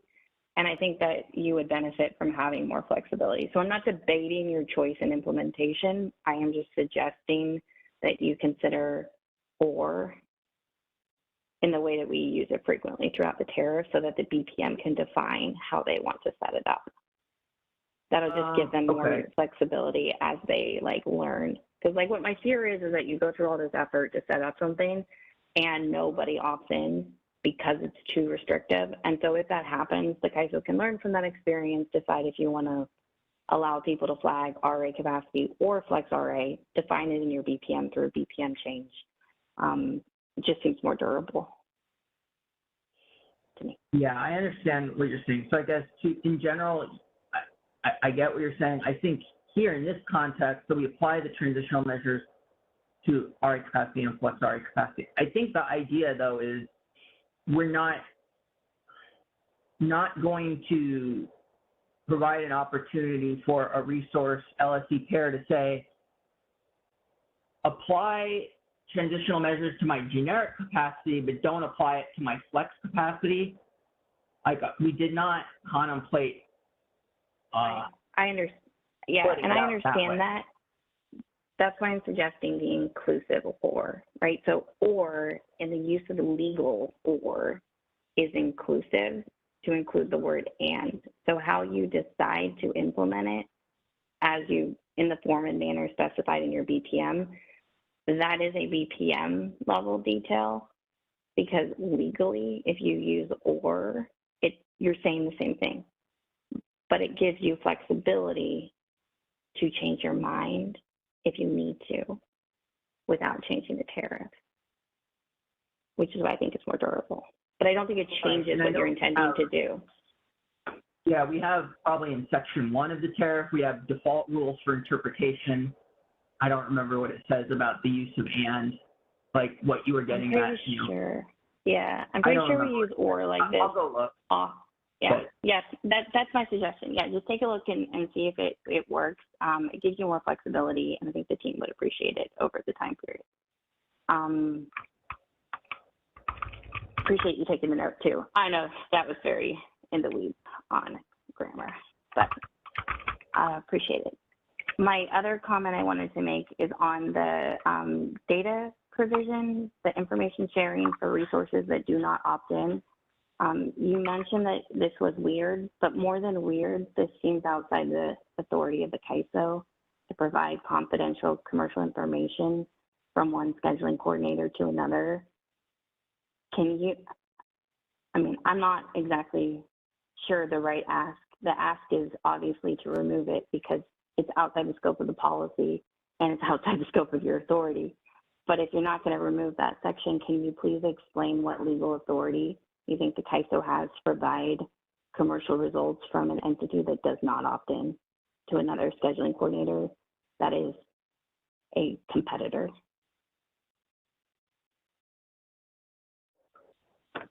Okay, well, I guess I'd say the legalistic answer is if FERC approves this tariff change, then that's the authority because the tariff says we do it, and so FERC has sort of blessed it. And we have section 20 of the tariff, which covers confidentiality, but now we have something else that would say, okay, but this is not confidential because the tariff says we provide it. That's the legalistic answer, but I mean, really, you don't want to have to just rely on that. I mean, the point is. No, I'd like to have James maybe expand on it because this is not something that was included in the policy. And a part of what was proposed and stakeholdered was it's a voluntary transitional measure. Counterparties can decide to opt in, and then like these provisions would apply. And so if James could expand on it, this is like where this came about and what he believes supports this tariff section. I think that is what would be helpful because this came out of the blue. Yeah. Let me before I pass the mic to James, let me complete the thought. Yeah.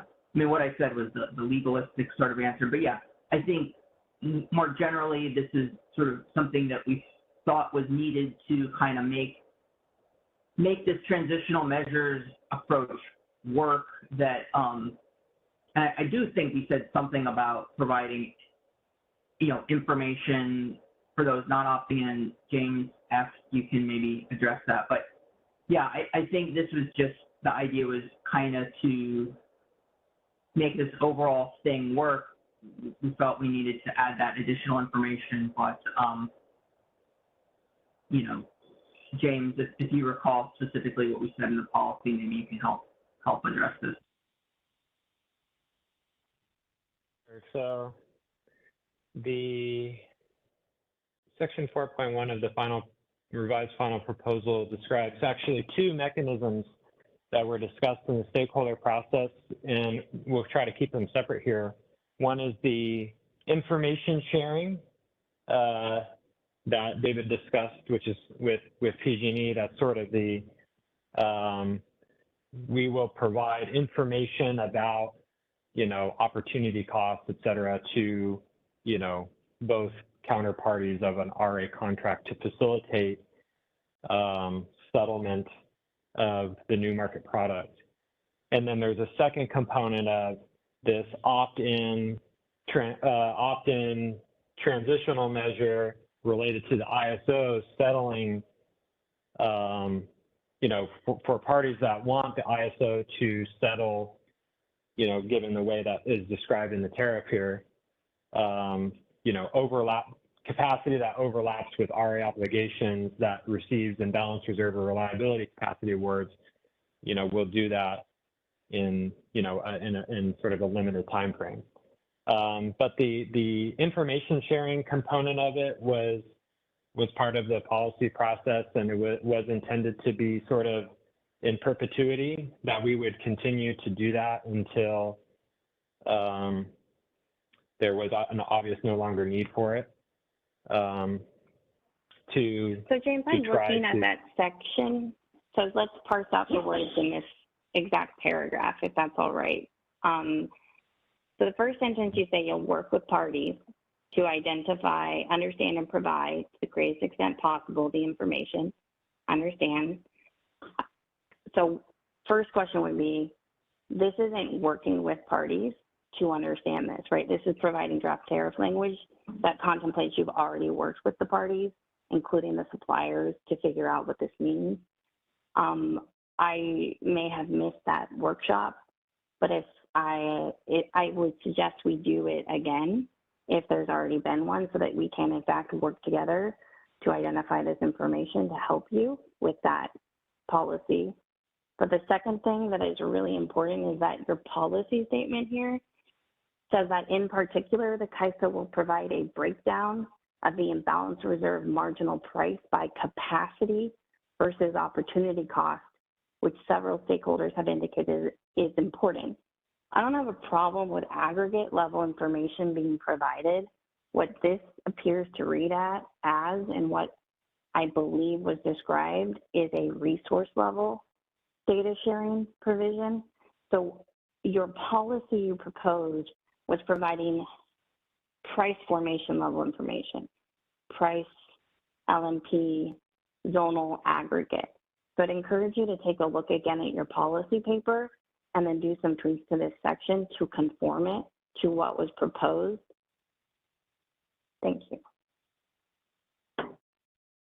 So I guess, yeah, so part of what needs to be, I guess part of sort of the open discussion is the level of aggregation.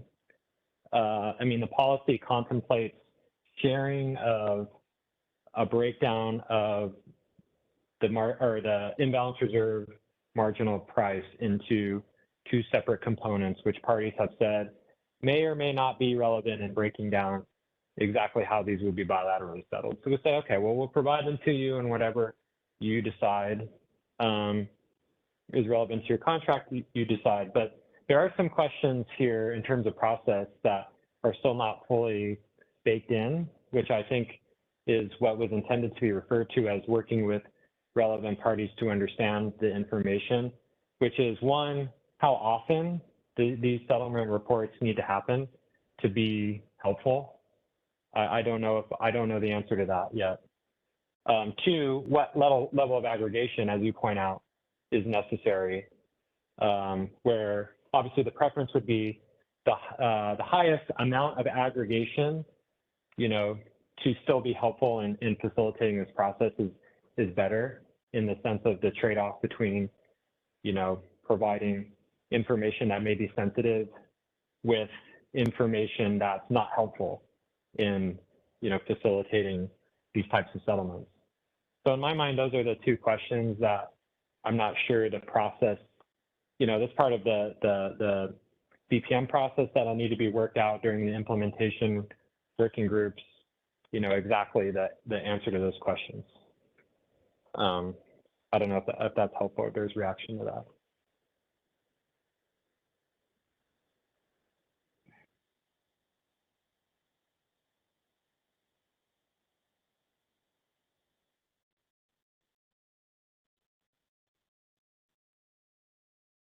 are you ready to move on? You might be on mute if you're talking.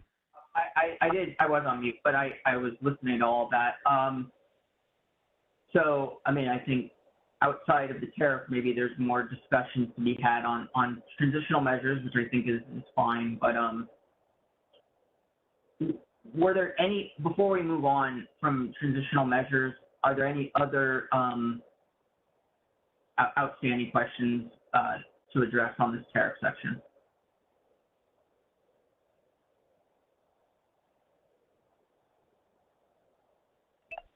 I don't see any other hands, so we can move on. Okay.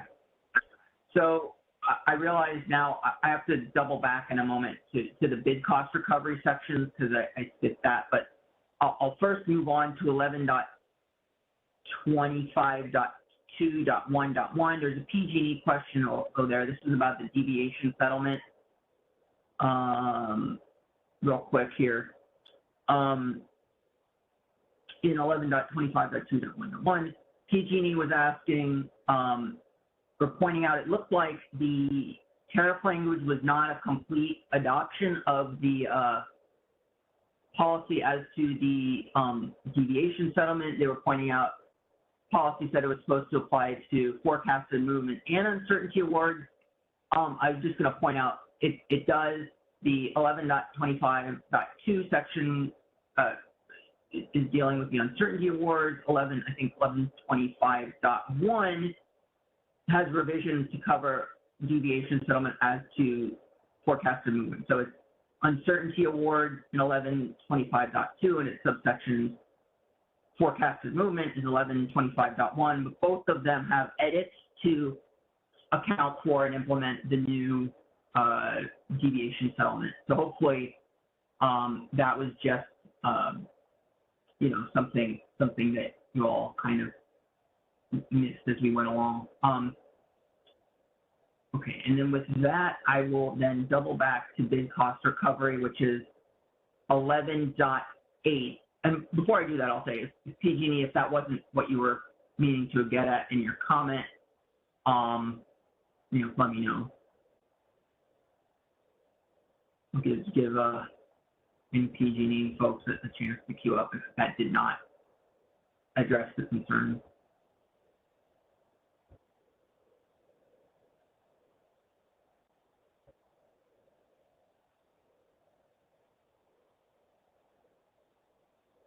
There, David, move on. Okay, I'll go back to the bid cost recovery here. Okay, 11.8 covers bid cost recovery. There were a few changes in bid cost recovery. Actually, not a ton, which is good because bid cost recovery, I think, is among the most complicated, tariff. 11.8 is among the most complicated tariff we have. So I'm glad there wasn't a lot of changes we thought were necessary. There was a comment on 11.8.3.1.3. Get to that here. RUC availability, bid cost. I'm sorry. This was the question before. 6 cities had asked about the sort of undeliverable capacity questions that we're eliminating here in the RUC availability bid cost. This formulation about 5 megawatt hours or 3% of max capability. This was again a variation on that question. The old language is saying you're ineligible for RUC BCR if you operating outside of the certain band of your RUC award. That isn't really, going back to the conversation we had, I don't know, maybe 45 minutes ago, that isn't really germane to what the new reliability capacity is, because it's, it's a bidirectional product. So this performance standard doesn't really work. And, I think we have the no pay provisions. That's probably good enough. We thought, okay, this doesn't also need to be embedded in the BCR for RUC as well. So that's the explanation of why that language you see in the middle here is being struck out. I'll also go to 11.8 8.3.2, okay, same issue there for 6 cities, same kind of question about uninstructed deviations. Why is that not sort of factored into BCR for RUC? Same explanation. I will go then to 11.86535, and there was a different question from 6 cities as well. Give me a moment. 11.8.6.535.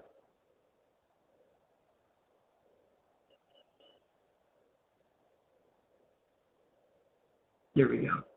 Allocating the cost of RUC compensation. We have a 2-tiered allocation, and then just for folks' awareness, I said we were doubling back to BCR as an existing element of the tariff. It's, you know, a little confusing, but the RUC compensation costs are embedded within the existing bid cost recovery section, and so that sometimes gets a little confusing as to why it's here.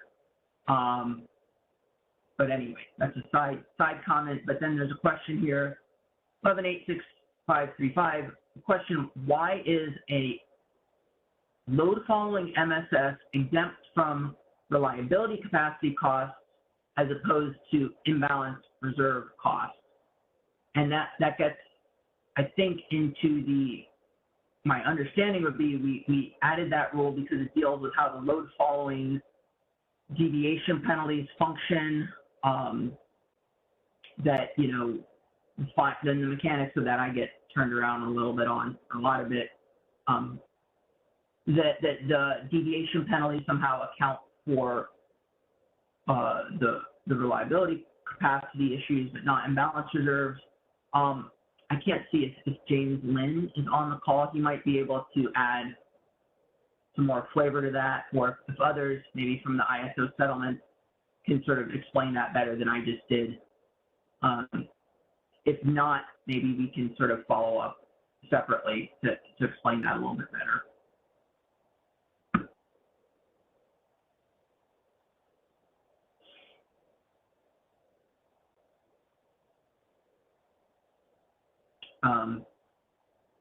Okay, well, for 6 cities, Bonnie, and if others are on, maybe I'll just have to follow up, explain that later. But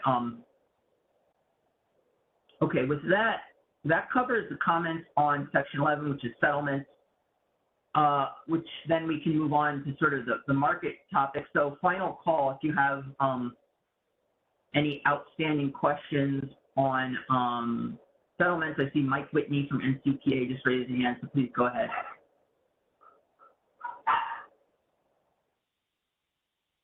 Mike?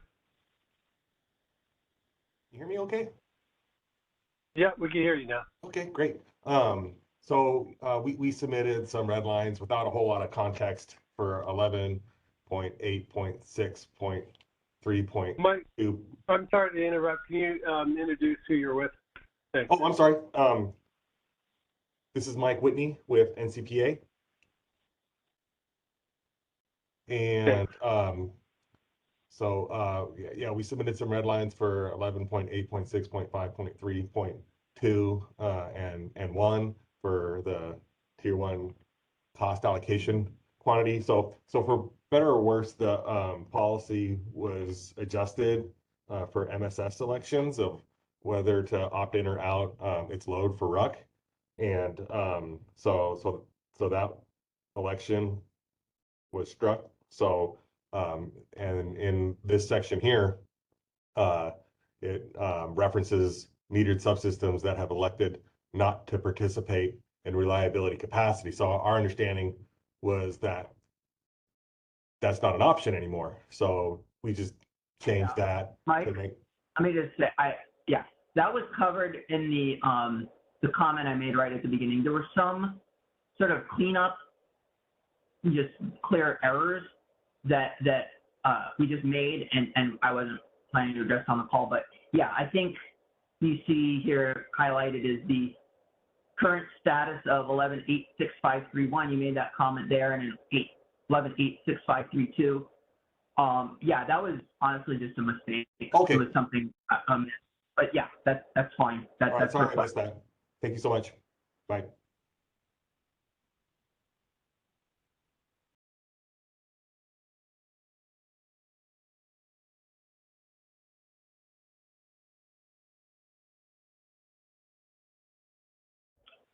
All right.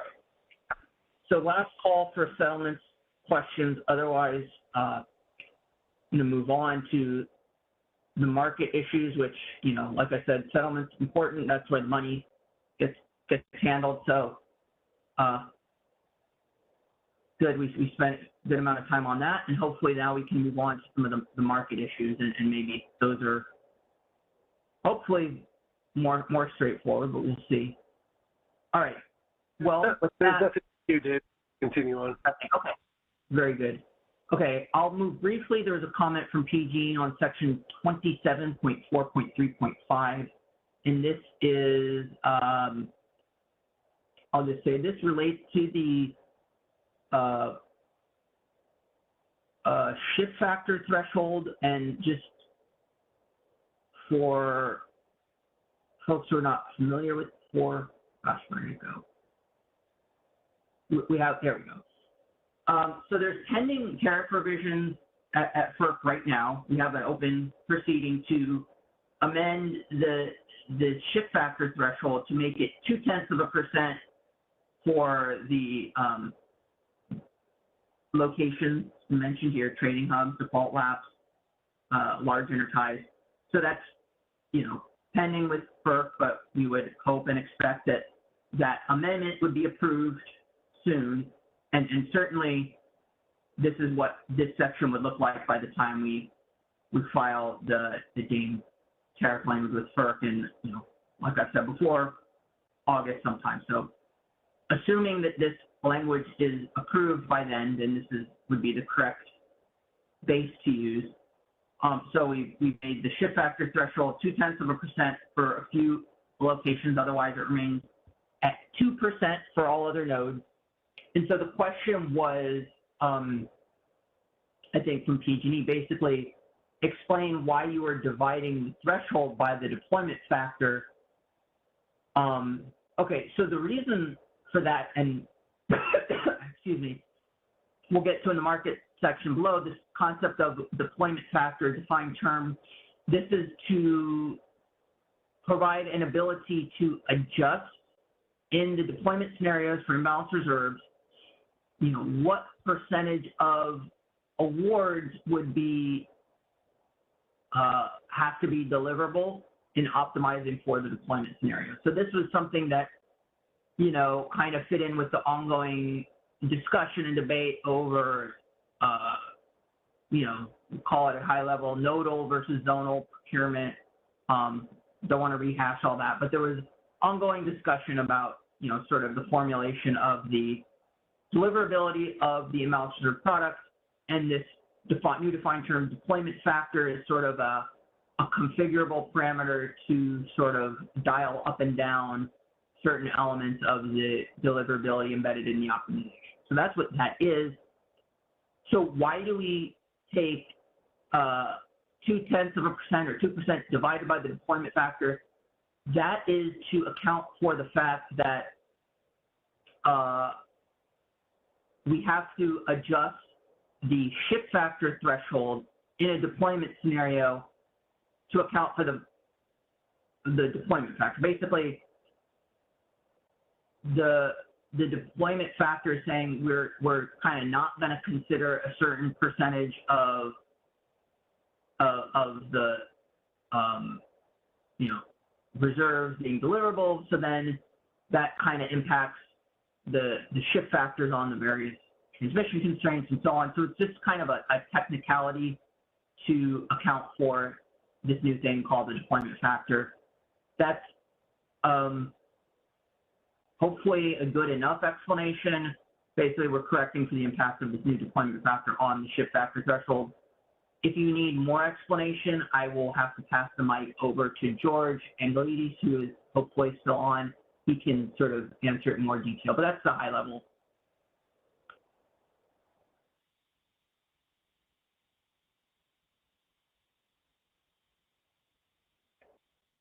Okay, well, I'll give PG&E is hopefully, okay, J.K. Wang, please go ahead.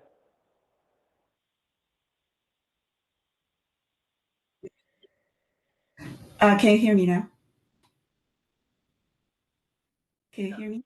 Okay.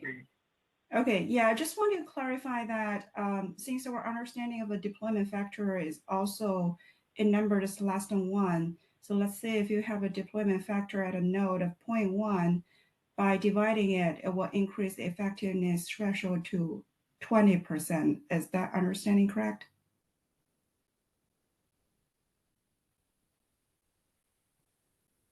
Gosh.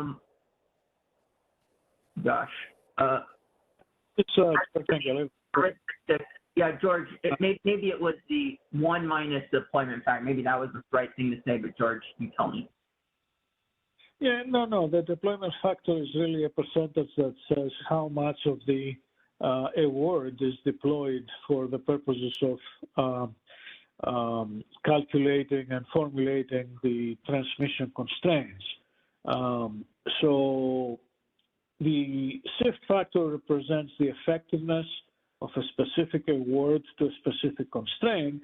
So obviously, when you have a deployment factor less than 1.0, that multiplies the effectiveness and reduces the effectiveness of that award on that transmission constraint. And the original shift factor tolerance that is used to screen out very small insignificant effectiveness into certain transmission constraints that we enforce, obviously it is affected by that deployment factor. It makes it even less effective. So if we want to maintain the same effectiveness threshold with the effect of the deployment factor, it's like we multiply the threshold with the deployment factor. So the example that was here was 0.1. Now, of course, we start with a deployment factor of 0.5. So that will essentially make the shift factor tolerance. If you divide by 0.5, it's like you double it. So you have a normal effectiveness for the base scenario threshold at 2%. Now that means that even a 4% shift factor with a deployment factor of 50% is falling into that threshold. So it's a little detail here that we're putting in the tariff to explain that you may have now a different effectiveness between an injection in the base scenario and an injection in balanced reserve deployment scenarios, because the balanced reserve deployment is actually considering only a portion of the injection. That's all. Thank you so much, George. I guess I was confused. I think you did a great job of explanation, but it's somehow counterintuitive to me, like it will increase the value of the effectiveness threshold. I was somehow like thinking if that deployment factor is less than 1, it should be multiplied by the number. That's why we request the example, but we may follow up with you offline to understand a little better. Okay. Thank you.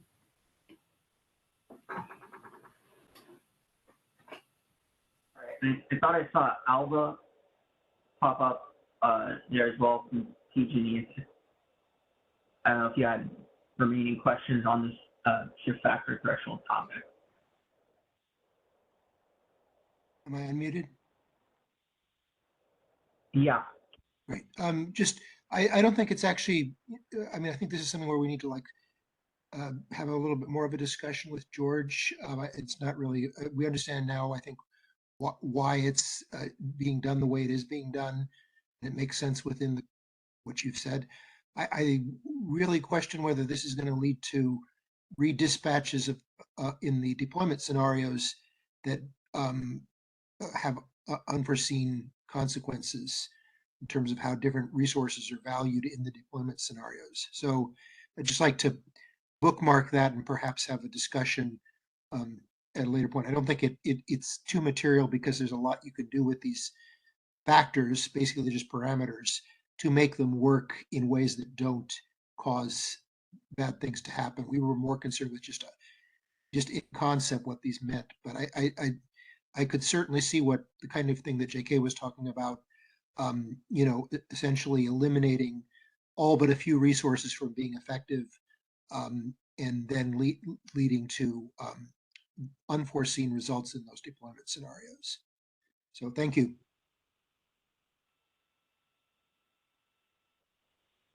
All right. Well, we'll move on to section 30, starting with section 30.5.1. Yes. David, there's one more question in the queue. Oh, is there? Okay, yeah, go ahead. Thanks. This is Kathleen Colbert from Vistra. So quick question here is divided by any applicable deployment factor. I just want to put an example. So the deployment factor for the base scenario is 1. There may be different deployment factors for imbalanced reserve up and down scenarios. So my clarification question is that what you're getting at when you say applicable? Is it clear that the base is still 100% and these deployment factors do not apply? So the 0.2 stands for the base scenario?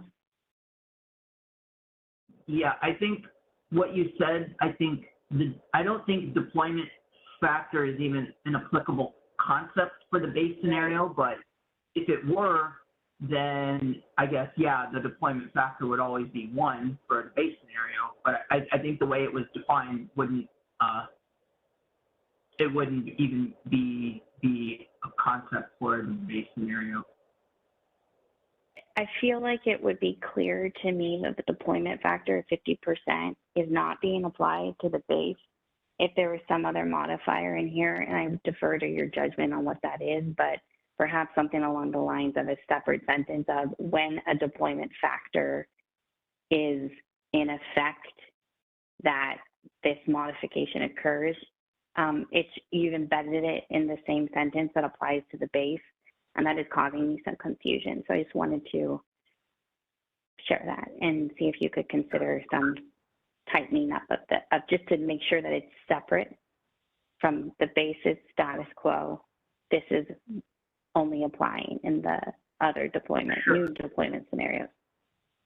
Right, and I think here, we talk about the deployment factor. We'll get to that in other sections. This is just honestly a conforming change to the concept, based on the concept of deployment factor that's covered in section 31. So maybe we'll get to that, and maybe you'll see there, and honestly, I can't even remember what we said, but I'm hoping that whatever is covered below is detailed in the way that you just suggested.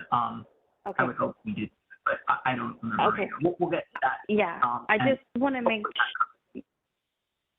make sure that the tariff doesn't get modified to imply that, like, let's say it's going to start at 50%. That would take the 0.2 divided by 0.5, gets us to 40% effectiveness for these things. I want to make sure that it's not modified to require the CAISO to increase our effectiveness for all these things across the board. So whatever we need to do to make sure that's not what the tariff requires, I'm comfortable with, but I'm just flagging that it could be read that way. Well, we'll get to it. Obviously, if something somehow inadvertently, in the base scenario meeting demand, somehow the shift factor threshold is inadvertently triggered to be 40%, like, okay, that's not going to work. Pretty big. Well, exactly. Okay. That's not. No one's aiming for that to happen. Sounds great. Thank you, David. I just wanted to flag it. Okay. I'll move on to section 30.5.1. So here we go. Section 30 is kind of general. Oh, Kelly, yeah, did you have a comment on the shift factor threshold? See, Kelly has a hand raised. Please go ahead, Kelly.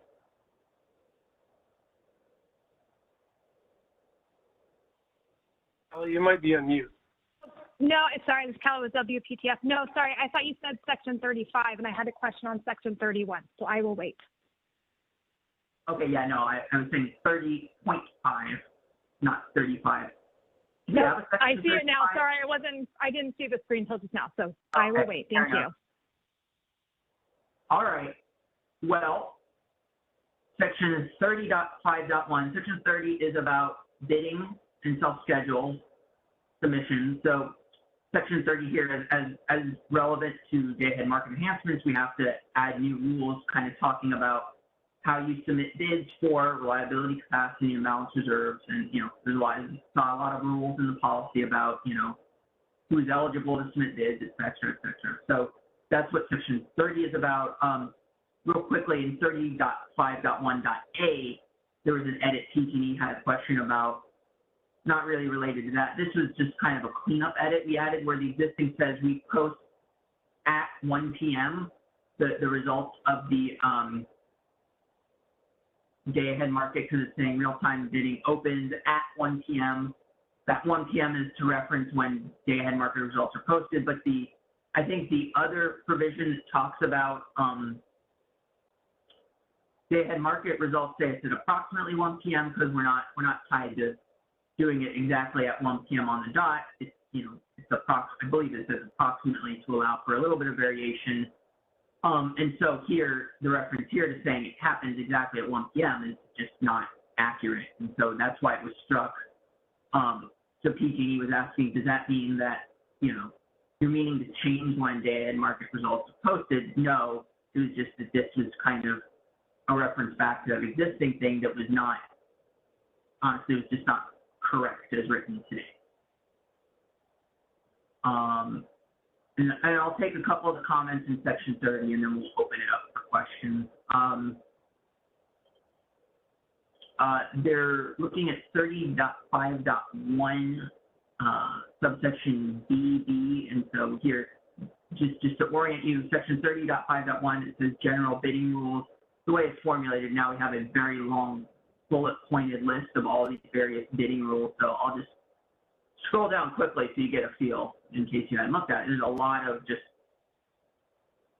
rules posted. We get down to BB, covering RA and reliability capacity. And so PG&E had a question about, here it suggests we're inserting bids for RA at $0, and does that sort of create concerns with an EDAM where, you know, all the RA resources in the CAISO BA are being taken for RUC at $0? Does that kind of distort things in the bigger EDAM or whatnot? So here, in general, we had, I think, put in the posted tariff a $0 default in RUC for RA. That has been changed to $55, but I think this scenario in BB is a little bit different. But I think the PG&E comment was sort of speaking to that as they pointed at this section. But here in this section, it's saying, okay, if you're supporting self-schedules of exports, you know, you have to submit a RUC availability bid for $0. And that's tied into the whole export priorities topic, that if you're, you know, exporting RA, you know, self-schedule earning points backed by non-RA capacity, you have to submit the RUC bid at $0 to allow us to cut the export, and that's consistent with the export priorities. And so I'm not 100% sure what the PG&E concern was. If we're saying that in general it's at $55 here, this is a $0 situation as part of the export priorities, hopefully that all makes sense. But if the ALVA raised a hand, and I said I'd get through all 30, but I think let's take the PG&E comment anyway.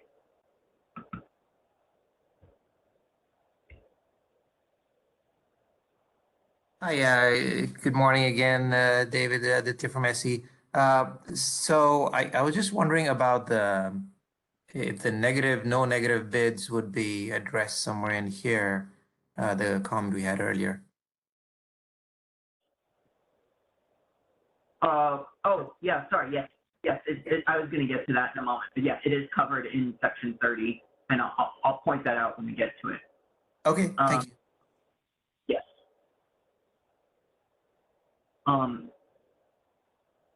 But as for PG&E, I thought I also saw Alva's hand go up. Yeah, it was Not just, then. yeah, I did have my Go hand ahead, up. please.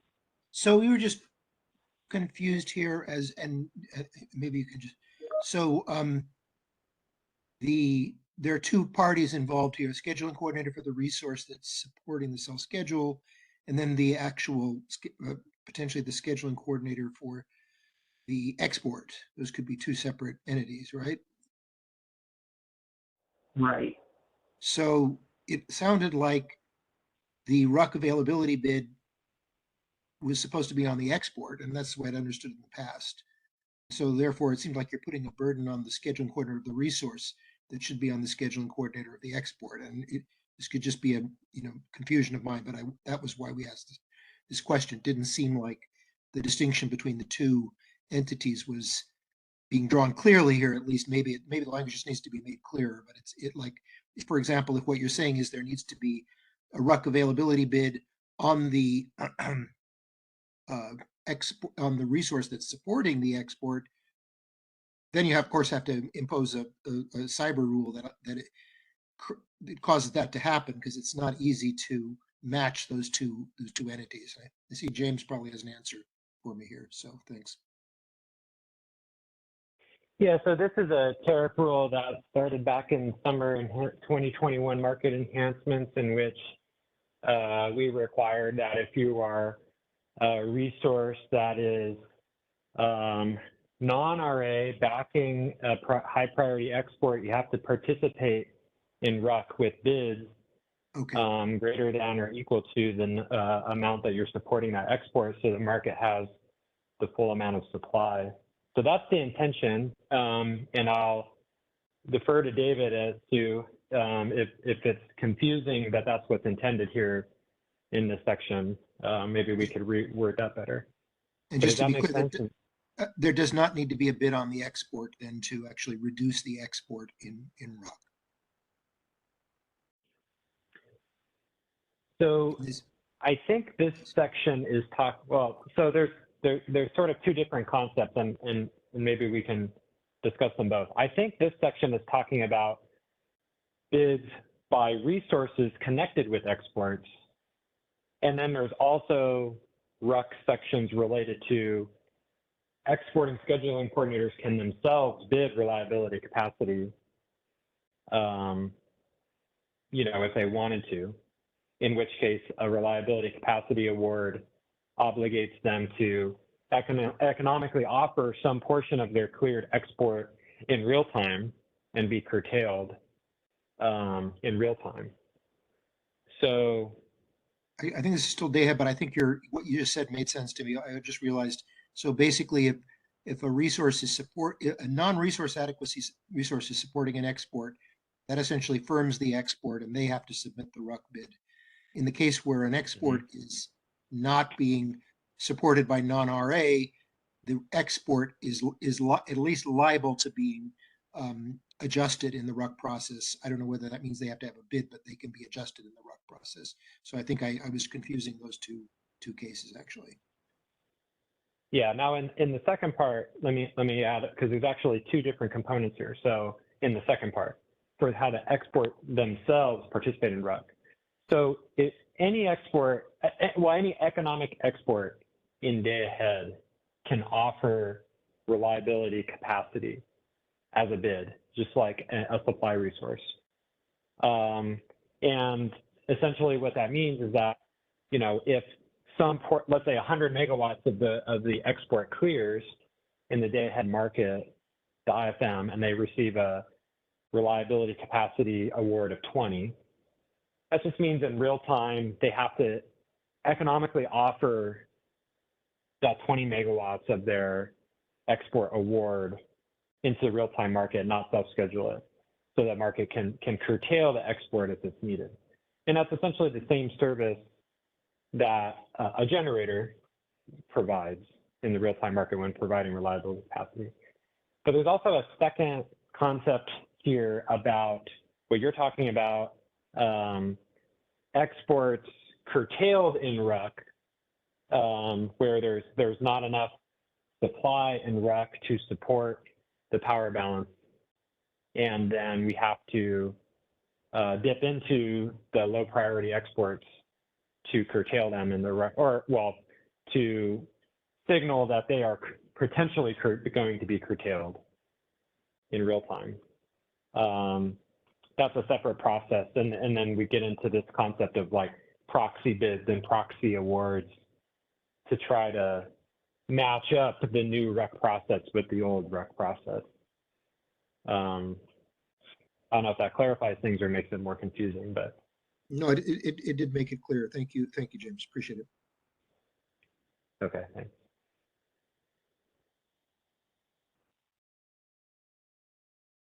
Okay. Well, I'll move on with some more. We have Kathleen's hand up, David. Yeah, okay. Sorry about that. Go ahead. All right. Ahead, Quickly, Kathleen Colbert from Vistra. Just the language RUC availability bid. I was just looking through the policy, the last paper again. My recollection, and I think it's consistent from what I just confirmed, is that RUC availability bid was struck through this policy, and all of the verbiage is reliability capacity bids. I think it would be clearer if you just made that change. So instead of calling it a RUC availability bid for RCU, just try to conform to whatever the policy can be intended for this new product to be. But I am fairly certain RUC availability was intended to be struck across the board. Yeah, so that's a generic topic. There was a lot of existing terms. It's a question of whether we keep the term and change the definition, or create a new term, and trying to leave existing terms where they were as much as possible. And so the term RUC availability bid is staying as a defined term, and we just say a bid for RCU or RCD. That was just to try to keep saying,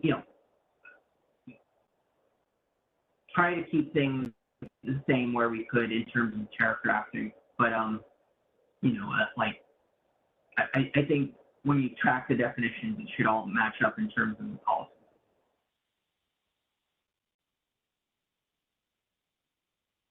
I'm just finding it confusing, and RUC availability bids mean things. So if you want to make things clearer in implementation, you probably want to not change the definition, but just to change the words.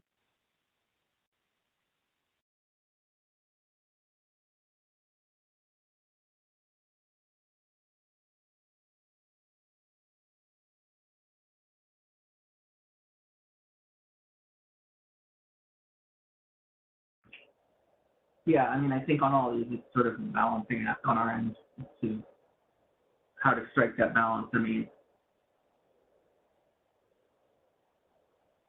yeah. Okay, did we have any other comments on the Section 30 issues? Other hands in queue. Okay.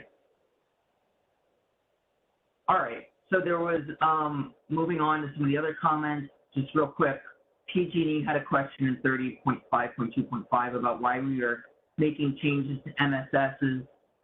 MSS language doesn't appear related to name. Covered that before. Part of the policy is that meter subsystems no longer have the option to elect to opt in or out of RUC.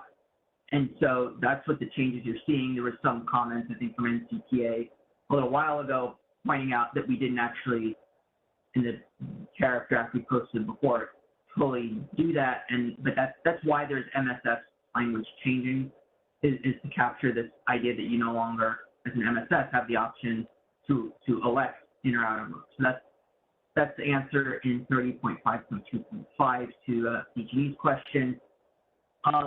then to 30.5.2.8 supply bids. So this is where we're going to get into the specifics of submitting the bids for imbalance reserves and reliability capacity. Scrolling down here. We'll get there in a minute. Okay. RUC availability awards. You're submitting a RUC availability bid, seek a RUC award. It's separate bids for RCU and RCD, so the bids come in two flavors. Speaking to the SCE question, here's the sentence that I think hopefully is pretty explicit on your question. The value of the bid of the dollar component has to be between 0 and 250. So that would be the question of, can it go below 0? No, because the value has to be between 0 and 250. And so there was a separate question from the Energy Authority. I think it was sort of, how does the effective cap sort of correspond to the imbalance reserve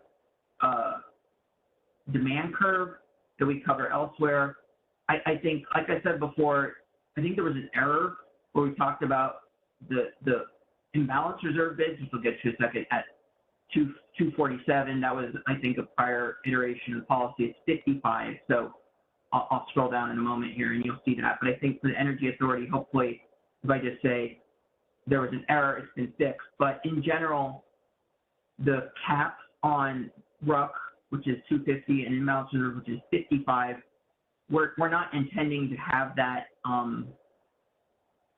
correspond to whether the soft cap or hard cap is in place. We're just, that's not part of the formulation. Going to imbalance reserve bids, here you see sort of similar formulation to the RUC, but then you see here the values, it's between 0 and $55. So that's been updated as to what you all saw and reviewed the posting, but there it is. You see it's $55, not $247, which was in the earlier version you saw. So I will pause there. I think hopefully that maybe addresses a lot of the questions about sort of the bidding rules on these. So if there are any questions, let me know.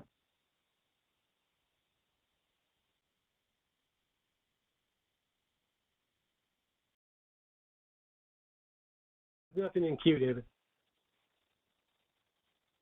I take that back. JK has his hand up.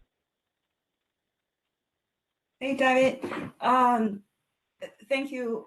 I think the earlier question you raised about the bids insertion for reliability capacity, we did raise two questions related to that. That's actually in 30.7.3.1, step 3. If we want to go there. So we raised the. Yeah, I was going to go to that next, but no worries. Yeah, I can wait and do that. Yeah, I was just pausing there to see if there's any questions on what I said. But yes, I have your question there. You know what? I'll just address it now, and if others had questions, we know how to queue up. So yes, did acknowledge. Let me go down to 30.7.31. Bid validation. Yes. So where is it? Okay. So on this section, for everyone else, PG&E had a comment that there was concern about inserting bids at $0, and that was sort of, I think, we hinted at this before, concern about how that impacts the sort of balance across EDAM between other EDAM entities bidding reliability capacity, not at $0. You know, like I said before, I think the bid insertion is now $55 for RUC, and then so hopefully that question. And then separately, I think PG&E also had a comment on this $0 for eligible intermittent resources. And so here, ISO generates a bid of $0 to the extent an EIR fails to submit a bid for RCU up to the quantity of its forecasted output based on the forecast reference in 3416. So that is I think a tweak on the general rule that I've said that we've modified to say we insert at $55 for RUC. So here for EIRs in this scenario, it would be at $0. And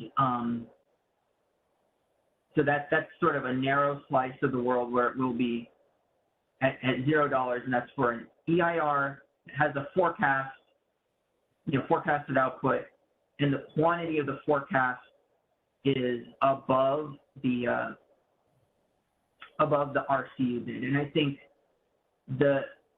James asked you, I know this was a policy question. I believe this had to do with sort of assuming that we get the full forecasted output of VERS. And so that's why I think the concept of why we could insert the price at $0 for RCU, because the market is sort of entitled to assume we're going to get the full output of a VER up to its forecast. But maybe you can help me there if I explain that. That's correct.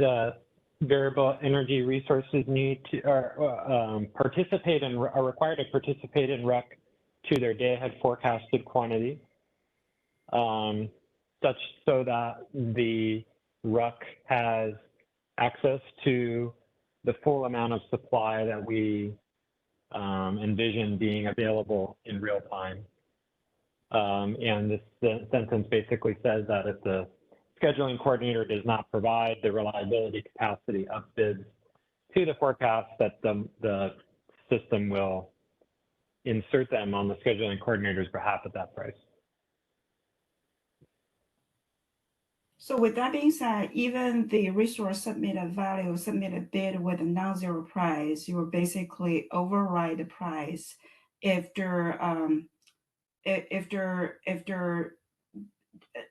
quantity submitted in real time is less than the forecast value. Is that right? What do you say?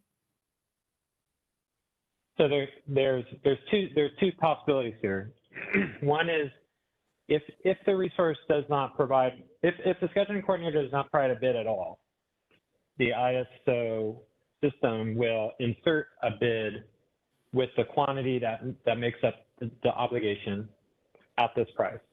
Right. The second scenario is if the scheduling coordinator provides, we'll call a partial bid, where they do provide reliability capacity offers, but it's not, the quantity is not high enough to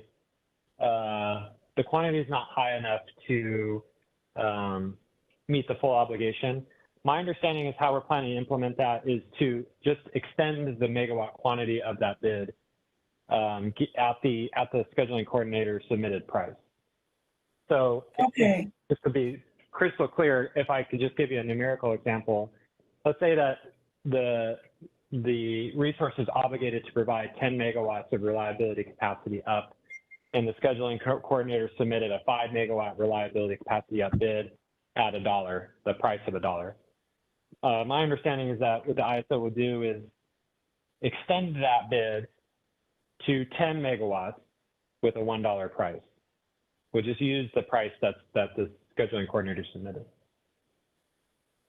Okay, I think that's what PG&E recommends in our comments too. We just find it was different than what it was stated in the tariff language. And we will double check and follow up if we have any questions. But what you said totally makes sense. Yeah, maybe what we need to do is to review the tariff language to make sure that we capture the cases of extending the bid or generating the bid. I don't know if there's differences in the tariff language, but there certainly in practice is a difference. So maybe we need to rethink about that. Yeah, so it's like in the first line, you're saying the self-scheduled quantity is less than the lowest quantity specified. Oh, I think that's a different one. Yeah, I will follow up. Yeah, and thank you, David, for the clarification of the insert bid at $55. Yeah, I think here when it says to the extent, to me, that's covering, you know, if you're EIR and you submit, you know, a bid, but not to the full amount of the forecast, we're going to fill the missing amount with $0. We're not going to override the entire range with $0. That's, I think, to me, that's what this says, and that's how I would expect it to work based on this drafting. So, you know, if we really meant to overwrite the entire thing with $0, then, you know, we'll have to go back and tweak this. To me, this is saying we're only filling in the missing portion at $0. Yeah, I think there may be a missing nuance in this tariff language in the extent that, as I described, there's two potential scenarios for inserting a bid in this case. Well, I think what you just said, David, is different than what James was saying before. He's basically saying there will be a single price bid. You extend the quantity at original submitted price. But what you just said is what insert the missing portion at a $0 price. Yeah, and I think the nuance maybe, or one of the nuances, and I think I remember hearing this now, and I'm talking about it more. James, is it correct that we don't have multi-step bids for RUC? It's just a single price. You don't have when you submit the bid, it's not a curve, and so we can't parcel it out as one segment is at the dollar you submitted, one segment is at $0. Am I remembering that right? Yeah, that's exactly right. And if I'm reading this, I agree with JK. I think that it is my interpretation of this sentence assumes that whether or not if the bid is missing or is not complete to the obligation, you're going to insert $0, which isn't totally true. If the bid is missing, you'll insert $0. If the bid is partial to the obligation, you'll extend it at the same price. So I just think we just need to make sure that the tariff language reflects that nuance. Right. Well, okay, then this is a good comment. There is some incremental work on this. So, okay.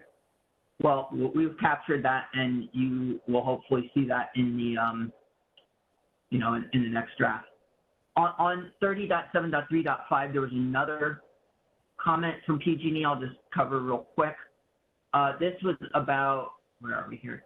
MSG bid insertion. So the question was, or the request was to define bid insertion scenarios for multi-state generators when a resource is awarded RCD and its reliability dispatch is in a lower configuration than its IFM energy award.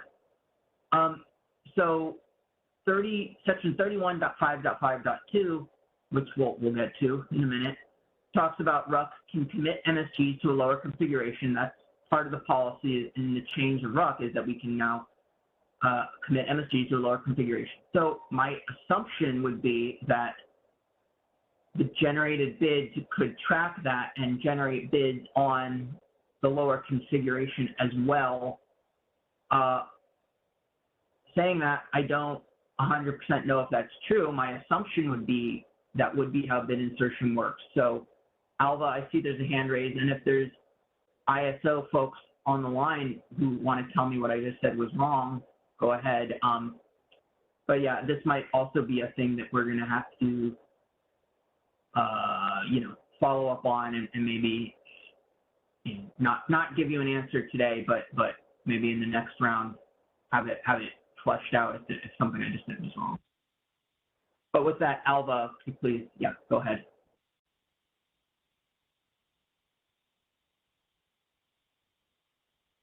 Go ahead, Alva, you might be on mute on the computer. There we go. No, hadn't been unmuted yet. Thank you. Yeah, so the idea, and we heard from George as to how this is supposed to be implemented, that you have a day-ahead IFM award, and then you have some downward RCD that takes you into a lower configuration. And what it sounds, you know, the way we understand the rules right now, that would mean that you would put in a self-schedule. The default would be what's required is a self-schedule at the level that is the difference between the IFM and the RCD amount. And then you would have a bid created above that. But that seems like it could lead to, unintended consequences, because essentially you'd be creating a self-schedule in real time on this resource. And another alternative might be that you would say, well, you'd have a bid on the whole configuration range. We just want to get a little bit more clarification than is, obviously it's not addressed at all right now, and just get some understanding of how that will be handled in the tariff. So thank you. Alva, can I ask a question to understand the issue here? Are you thinking of a resource that is scheduled, an MSG that is scheduled in one configuration in the IFM, but is moved to a different configuration in RAC? That's right, yeah. And then how it will bid in real time? So, right, and how would bid insertion happen, in fact, is the yeah, so obviously we expect a bid in the rack configuration so that we can dispatch the reliability capacity award. If it is a higher configuration, then obviously you can still self-schedule at your energy schedule from the IFM, and then we expect to have incremental bids that would allow you to, in real time, for the real-time market software to transition you to your higher configuration, the rack configuration, and go all the way to the operating range that corresponds to the reliability capacity upwards, so that it will be dispatched. In the downward direction, you have something similar, but obviously you will not be allowed to self-schedule your energy schedule from the day ahead, because that will prevent dispatching the reliability capacity downward. So whenever a resource has a reliability capacity downward, the self-schedule will be limited to the lower part of the capacity of the resource, where it could potentially be dispatched after deploying that reliability capacity downwards, so that we don't prevent that. And then you're required to have energy bids on top of that. Does that provide a little clarity on it? Yeah. I mean, I think it's just, I think there might be some unforeseen consequences of that. Basically, if you have a self-schedule now especially if KISO inserts that self-schedule, it can be even worse. In that lower configuration, it may be that the IFM award is actually not reachable, and you're being forced to buy back by that mechanism. So that was, I mean, as you described it, if it's upward, there's no exposure to that kind of an effect. And it really, obviously, the language isn't even there now. So we just wanted to start with, we just want to get some description of that we can then argue about or not argue about, not to take all day on this. Yeah. So I appreciate what you said.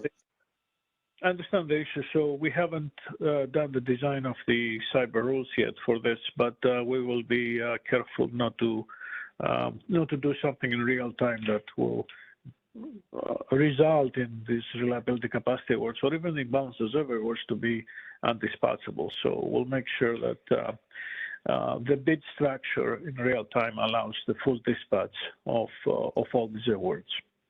Okay, thank you. You're welcome. All right. Do we have any other callers in queue?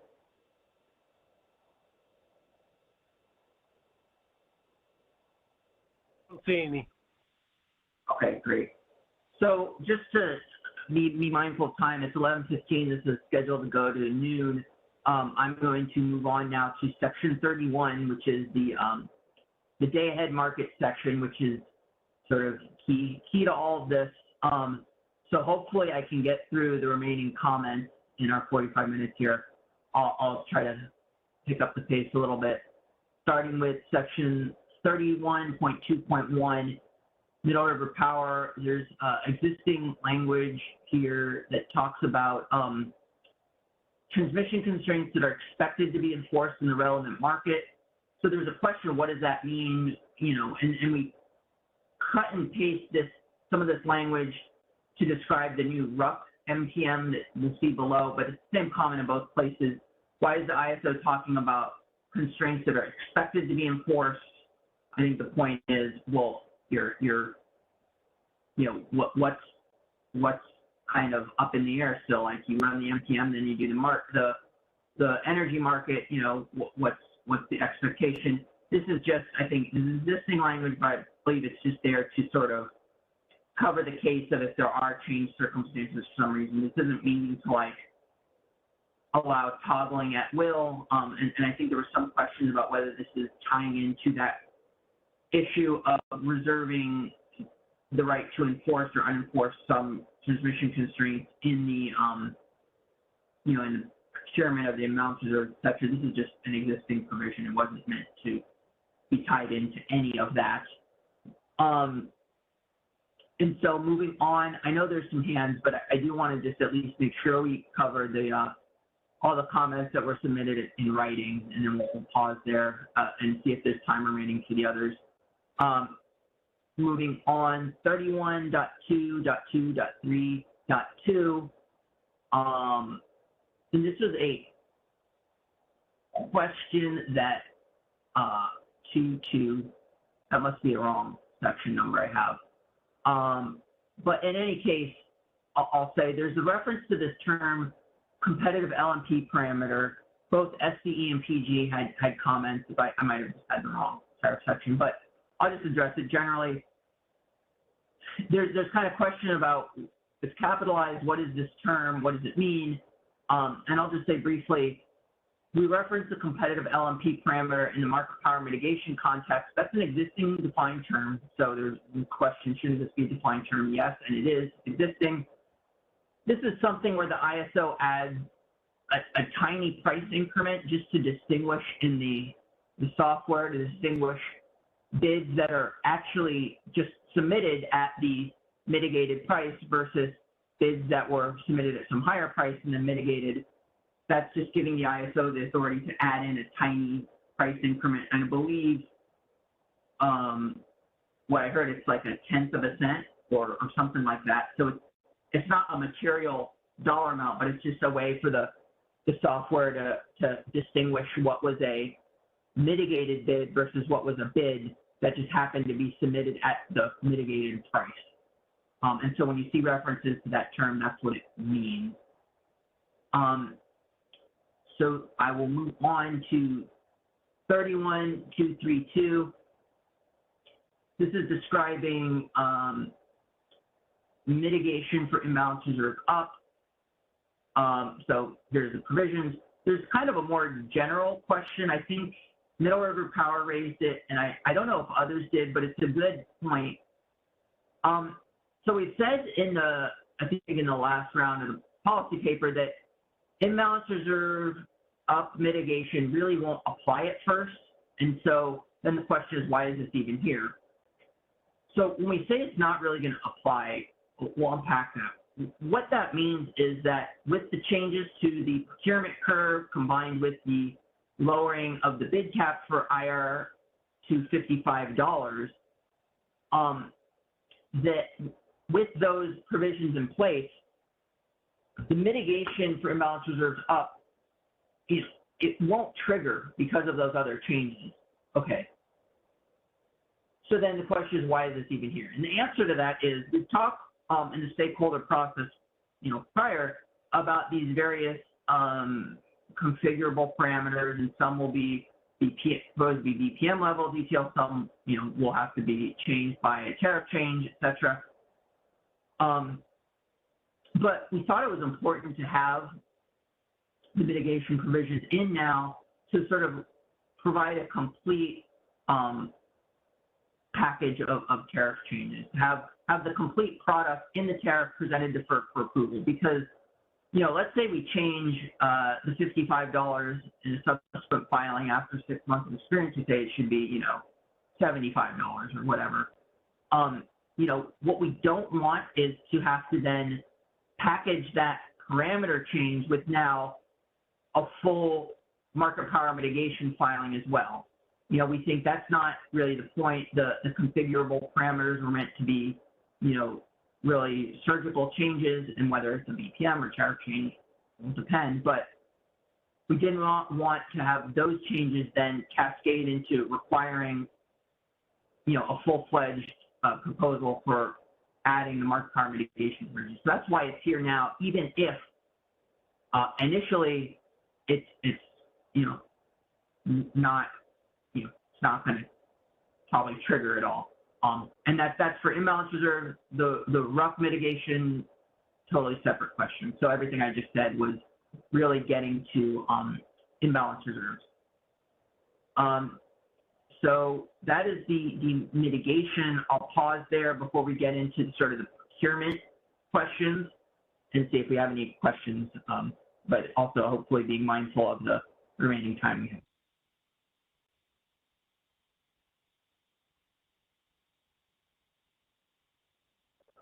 And do we have hands raised? I thought we did.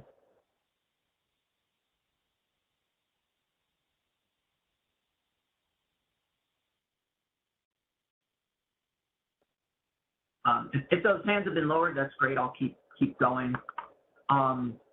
David, Aditya from SE. I'm sorry, would you mind going over why the competitive LMP parameter, I didn't get why it was included, because it's not in the final proposal, but it's here in the tariff. Yeah, that's an existing functionality for implementing and making the market car mitigation provisions work. So, I mean, it wasn't called out in the policy proposal, but that's just a technical thing that's implemented to make the mitigation work. And it's, like I said, what I heard is the value of it is like a tenth of a penny or something. It's a negligible, dollar amount, so it's not meant to affect, sort of who gets paid what directly, but it's just to sort of use as a flag to help the mitigation work properly. Because I think the point being that if you submit an offer at a very high price and then it gets mitigated down to, $55, the idea is that if someone just submits a bid at $55, you should take them before you take the one that was mitigated down to $55. And that's what the competitive LMP parameter is my understanding. That's the flag that helps the market distinguish, okay, this entity submitted a bid that happened to be at the cap versus this other one submitted way above the cap, and then we knocked it down to the cap. That's sort of in high level what that parameter is. And like I said, that's existing part of market car mitigation today and is just added in there to sort of for sort of the mechanics to work. Okay, thank you.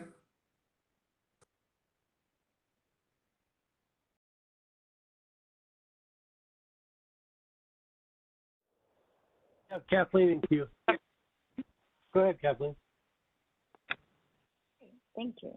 Kathleen Colbert from Distress. Okay, so a couple comments, but I'm going to use them super generally, David, for this entire section. They span from 31.1 all the way down to what you're showing right now, 31.2.3.2. So first I'll do the competitive and uncompetitive constraint discussion that we just had. I agree with you, they're existing concepts. I think this is an indication of how quickly this initiative was changing content at the end before it was taken to the board. I tried to track to why I assumed that this piece of including the deployment scenarios in the dynamic competitive path assessment was struck in the addendum was something that I had understood at the time. I've looked back through it. I don't think I've seen it, but I don't know that it's in the addendum.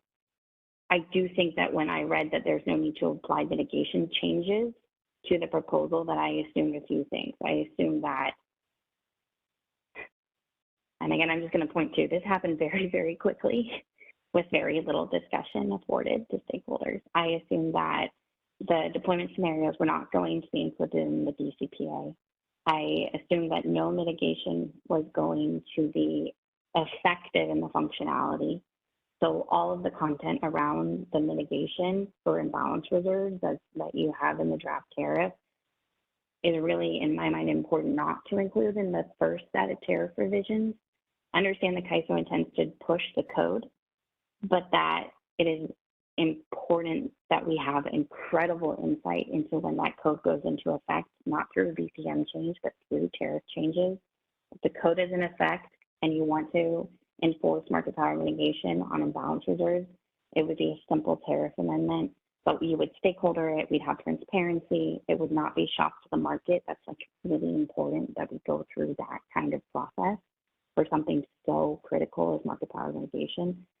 So like, I assumed none of this language would be in here because we'd have to go through a stakeholder process to identify to turn it on. The other thing I assumed was that it was also applying to RUC, and so there would be no RUC market power mitigation pass as well. I'm looking for greater clarity, and this is not the meeting for that clarity, but I am asking for more clarity on the market power mitigation piece. I know you flagged that it seemed like more discussion on transitional measures. I also want to flag the market power mitigation as a whole. I think we need to have another stakeholder conversation and finish the discussions on what was intended and what is going to happen before we can help really provide meaningful feedback. And I see James has some feedback. Kathleen. Hey, David, if I just step in real quick. So effectively, we would not be able to, well, let me make an overarching statement, and then I'll get into what I was going to say. So the imbalance reserve demand curve functionally negates local market power mitigation for imbalance reserve as it was proposed in the policy. And it will continue to do so. And it, in a sense, in sort of your question about, well, will we have the opportunity to discuss if and when that no longer becomes true? The answer is yes, because all of the parameters that make my first statement true about the demand curve functionally negating the effect of market power mitigation are based on parameters that are coded in the tariff. So that would be three things. One is the demand curve ceiling of $55. That'll be a tariff coded value. Second is the bid cap for imbalance reserve. That's a tariff coded value. Third is the default availability bid, which is, the synonymous with the default energy bid for energy mitigation. That's also $55, and that's also in the tariff. And so in order for any of those parameters to change, which would change my original statement, that would require, a tariff process to do that.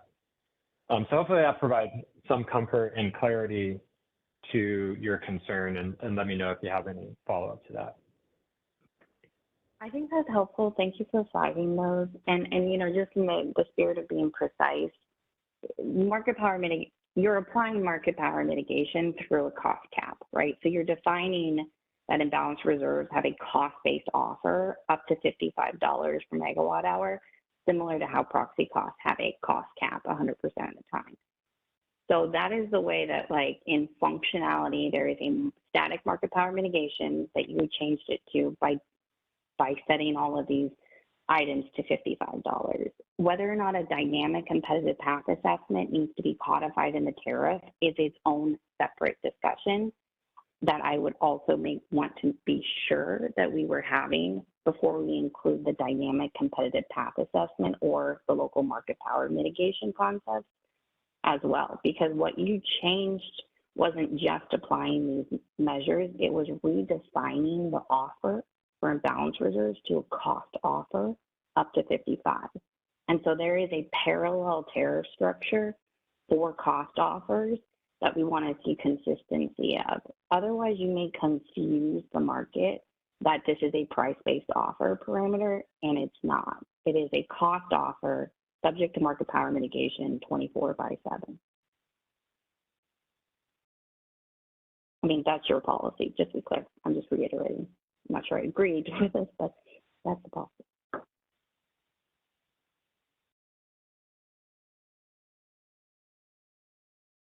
Can we talk about the RUC MPM now? That's the other piece I didn't hear a response to. So can we get some clarity on whether or not so I had understood when we were talking about removing market power mitigation from the proposal that it would apply to both the reliability capacity and the imbalance reserve.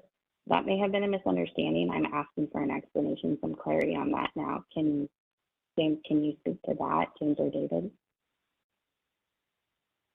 Yeah. I'll give a short answer because the RUC MPM is here in the draft tariff. So James, is there more you wanted to say? But it's here. It's not meant to be affected by any of the discussion we just had. Yeah, it's not, there was no change to the RUC MPM process in the draft final, well, I'm losing track of the names of these proposals now. The final revised proposal, whatever the latest one is, it only because the demand curve applies to imbalance reserve. And so the concept of sort of the negation of the effect of market power mitigation doesn't apply to reliability capacity in this case. So can you point me to where in your draft tariff the analogous section for mitigation of bids for reliability capacity is located? I'm having a really hard time tracking. It's not in this one, obviously, but where did you add it? Hold on. So it is section 31.9 RUC MPM process. And so it's here on the screen. You can look at that section. Okay.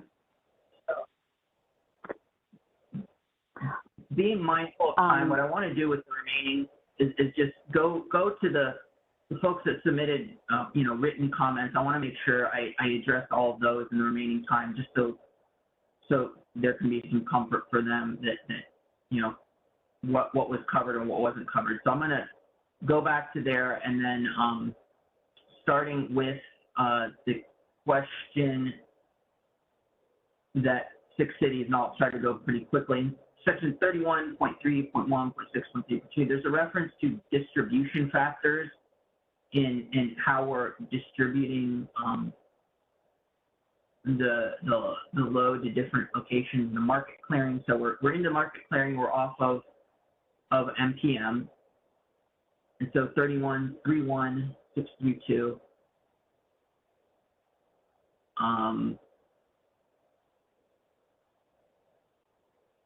Here we go. There's a reference to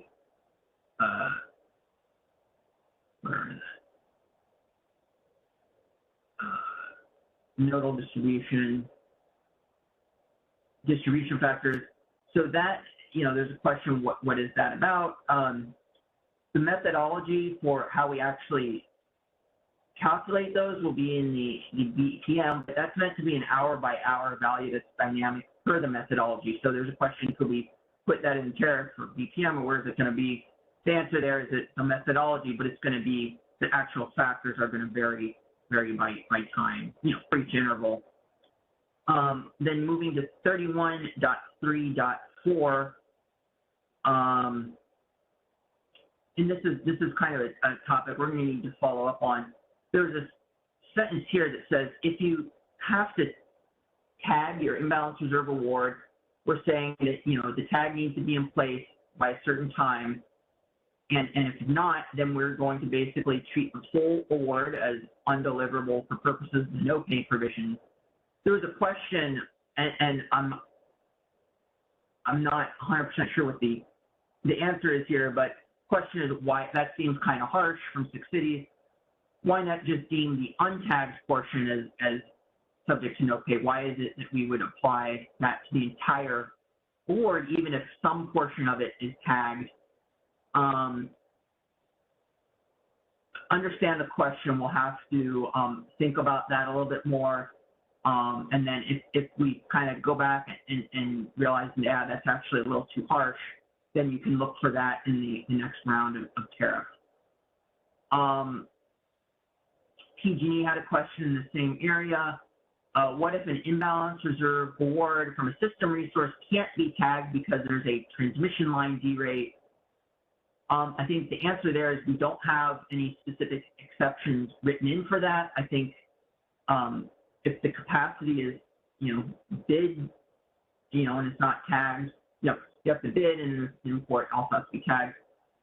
We don't have anything written in that would be an exception that would allow a carve out for the no pay in cases where the failure to tag was because of a bigger issue on the transmission line. We didn't have that sort of exception written in.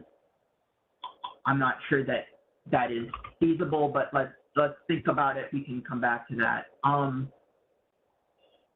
Then also there, PG&E had a question about the reference to a system resource. I think they're pointing out the generic reference here to a system resource. They're saying, I think, more generally, there's an obligation that system resources to get imbalance reserves have to have a master file, have a resource ID defined in master file.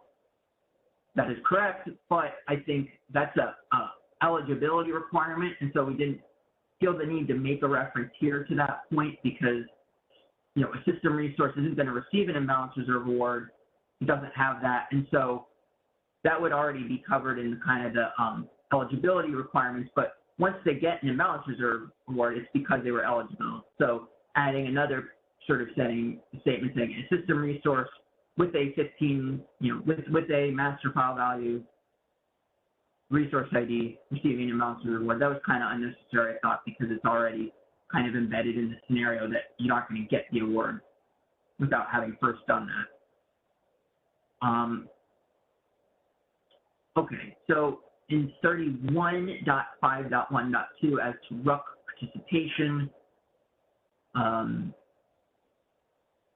there were some questions again. So going back to what we were discussing with PG&E before, here's the reference to $0. This is just for the eligible intermittent resource. It doesn't bid up to its forecasted output. That's the $0, but otherwise we are going to insert bids at $55, not $0 that was requested in the tariff earlier. So hopefully that addresses some of the concerns. 31.5.3, there was, I mentioned this really up front as a big topic that we're going to have to come back to. Here is the specifics. This is 31.5.3.1 covers the CAISO operator review and adjustment procedures for the RUC forecast. The ISO today is able to make manual adjustments to our forecast to, as specified in this section. That was sort of the whole issue that imbalance reserves hopefully would sort of obviate the need to do that. We would retain this just in case, and then there's a bigger questions about how this would apply towards EDAM and EDAM BAA demand forecast, and that's something we're going to have to come back to. We don't have I'm not ready to really give a firm answer on that, but I think that is a fair point that we will have to sort of specify, concretely one way or the other, and that's something that I think you'll have to just look out for in prior rounds and maybe even in incremental edits in the EDAM tariff and not here.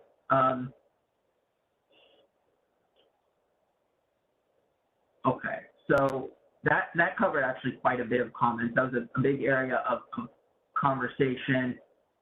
And like I said, I am going to try to move quickly through the remaining comments, and then if there's time, then we'll open it back up for questions. 31.5.5.2, 6 cities, was asking a question at the end here, if the RUC process cannot find a feasible solution, we'll adjust and arrive at constraints and any necessary decommitment of IFM, who effectuated through an ED. There was a question about why was this not struck out? Because if we have, RCD, why would this sentence be necessary anymore? And at first I thought, oh, that's a good point. But the distinction here is that RCD can result in a downward dispatch to a resource that's online, but RCD will not decommit a unit entirely. And so what this sentence is retaining the ability to give an ED to take a unit offline entirely. So I think it would be a fair point that the RCD product would probably mean that we're not in this situation, because the ability to make those downward dispatches would probably get us out of the scenario of having to fully decommit the unit, but nevertheless, I think it still could be possible, and that's what this sentence would still permit, the just in case. But I think it's probably, like I said, unlikely this would happen with RCD, but it still could, and so that's why it's not struck out entirely.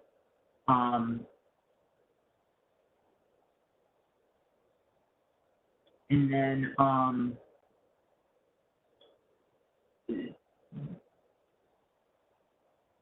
moving on here, there was a comment here that I wasn't 100% sure about, so I'll cover section 31.5.8. PG&E was noting that there was language saying resources receiving a RUC availability award for RC that has submitted an energy bid. Okay, so this was the topic we were talking about before, about, you know, the distinction between the sort of the resource, you know, the export bid versus the resource submitting the energy that would be exported. And then PG&E was requesting clarification that it's the export instead of the resource itself that would have the obligation to submit a decremental bid. So this provision here, I'm not sure if the discussion we had earlier kind of addresses the concern. I think this is maybe a little different, but this was something where I wasn't 100% sure what the comment is. So on this one, I would ask if anyone from PG&E could say, if what we talked about before addresses it, then great. But if there was a different sort of question here, you know, please queue up.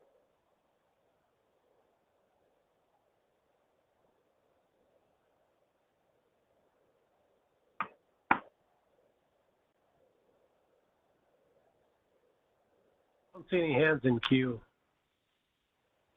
All right.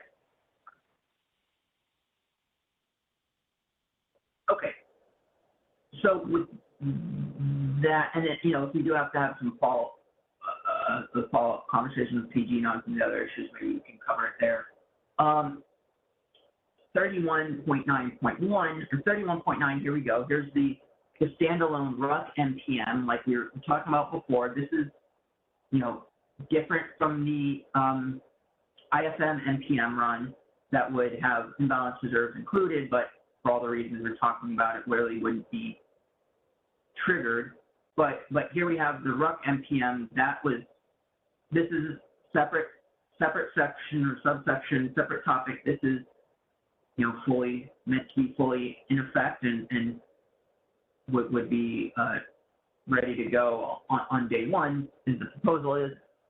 So first question here.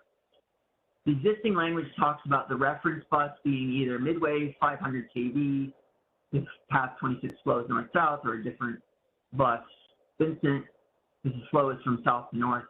There's a question about whether having this formulation of the reference buses still makes sense in the EDAM, or whether we would have different buses defined for each EDAM BAA or whatever. So that's a technical question, but what I was told was that the MPM would still run properly, even with, you know, even across the EDAM if we leave this reference bus formulation. And so I will have to trust our folks who told me that. So to answer the question from Six Cities, you know, no, there isn't a need to change that. It will still work just fine.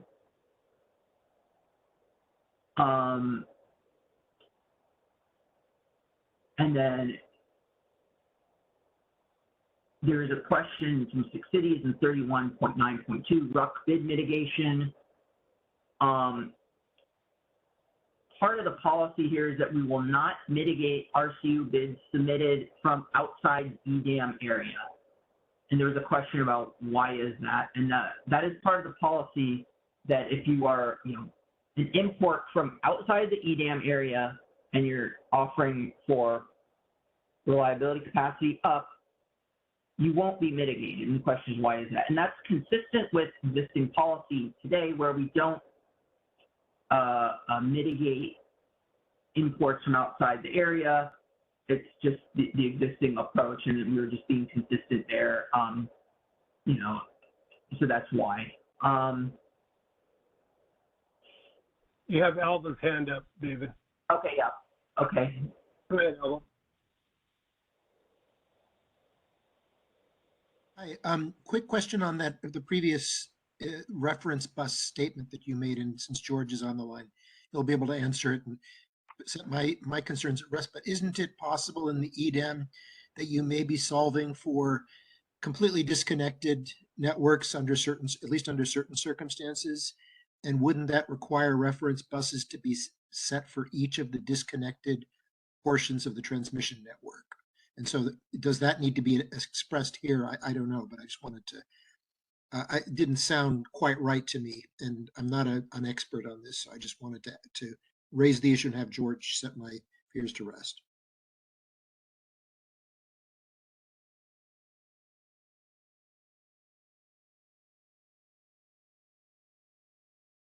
I'm sorry, Alva. Was your question regarding the market can solve isolated network? I didn't get that. David stated that the reference bus as described here in the tariff would always work essentially for this purpose. And it was, I was asking the question, is that even the case when you're solving for disconnected networks essentially in the EDAM context, where it's possible for networks to be isolated from each other in terms of the market solution, at least? Actually, we don't have the ability to solve isolated networks. When there's a small island, it's just been cut off from the market. Probably I'm not the right person to speak to this because I don't know this in detail, but we don't really have a solution where you can have isolated pieces on the network and you can solve each piece separately. So let's park that question. I don't have the answer to this, Alva. I'm sorry, but I know we can't solve isolated networks. And just to be clear, I was thinking more about the case where BAAs were isolated from each other in the market solution. Oh, okay. You mean with the transfers being set to zero, having locked effectively, transfers? That's right. So there's no, right. And yeah, so so you still use a single reference. Yeah, we still use a single reference because the reference is used in sensitivity calculations and in the power flow calculations. So it doesn't matter whether the market limits the transfer schedule to a 0 megawatt or to whatever amount, and it doesn't optimize it, locks it there. You still have an interconnected network, and the sensitivities that the reference buses use, like the loss penalty factors and the shift factors, they're not affected by the fact that you have a constraint that either fixes or sets the transfer schedule to 0. So it doesn't affect the reference bus selection or the use of that. Okay, I'll take your word for it. It's a surprising result to me, but that was my question, so thank you. You're welcome.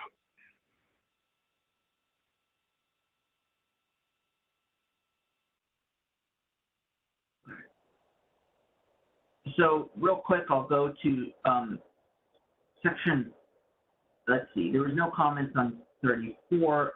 Section 39, which is the more detailed sort of formulation and descriptions of market power mitigation procedures. I'll hit a few of the comments. I think there was some maybe confusion about just the terminologies and sort of the mechanics here. Competitive path designation. And so there was a question about the default availability bids and how that works. I think there was, let's see, CDWR saying that in 39.7.4, it should be the higher of $55 of the competitive price. This is the default availability bid is the higher of $55 of the negotiated bid, but then you have the default bid, and then when you mitigate, it's the higher of that or competitive price. So I think there was maybe just a little getting tripped up on the various terminologies. And then with our last little bit of time, I do think we need to just jump ahead to section 40, RA requirements, which is, always a very big topic, but we'll cover it here quickly. There were some questions about the bidding obligations. I think there was some not confusion, but just wanted to be clear here in the day ahead availability 40.6.1. That's the existing section that talks about for generic RA, what is your obligation? So subsection 4 and 5 is saying clearly here, RA must submit RUC, basic obligation to participate in RUC. And then for generic, there is an obligation to submit imbalance reserve up and down in a certain case. And that certain case is when you meet your energy must offer by submitting an economic bid. And so I think, that is a little tricky, but the idea is if you're a generic RA and you want to self-schedule your full RA amount, that's allowed today and that will be allowed tomorrow. And in that scenario, you would still have to bid for RUC, but you would, you could not bid for imbalance reserve. However, if your RA capacity and you submit economic bids to meet your RA capacity obligation for energy, if you do that, then by submitting the economic bids, you're sort of saying, hey, I'm willing to be economically optimized, and therefore what would flow from that is the imbalance reserve up or imbalance reserve down obligation. And so that's distinguished from in section 40.10, flexible capacity. And so flexible capacity in all cases must bid for the imbalance reserve because that's consistent with the flexible product. That's meant to give us flexibility. So why would we not require you to submit economic bids through the IRU product? So that's consistent with what the products are meant to be. And so there were some comments that were towards these issues. PG&E, for example, asked that we clarify it's only flexible RA capacity that's required to submit imbalance reserve bids.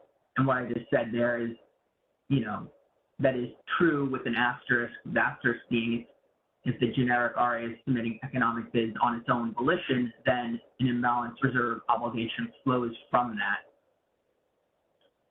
And then I will go to 40.6.8, which is RAIM, which this will be the quickest conversation.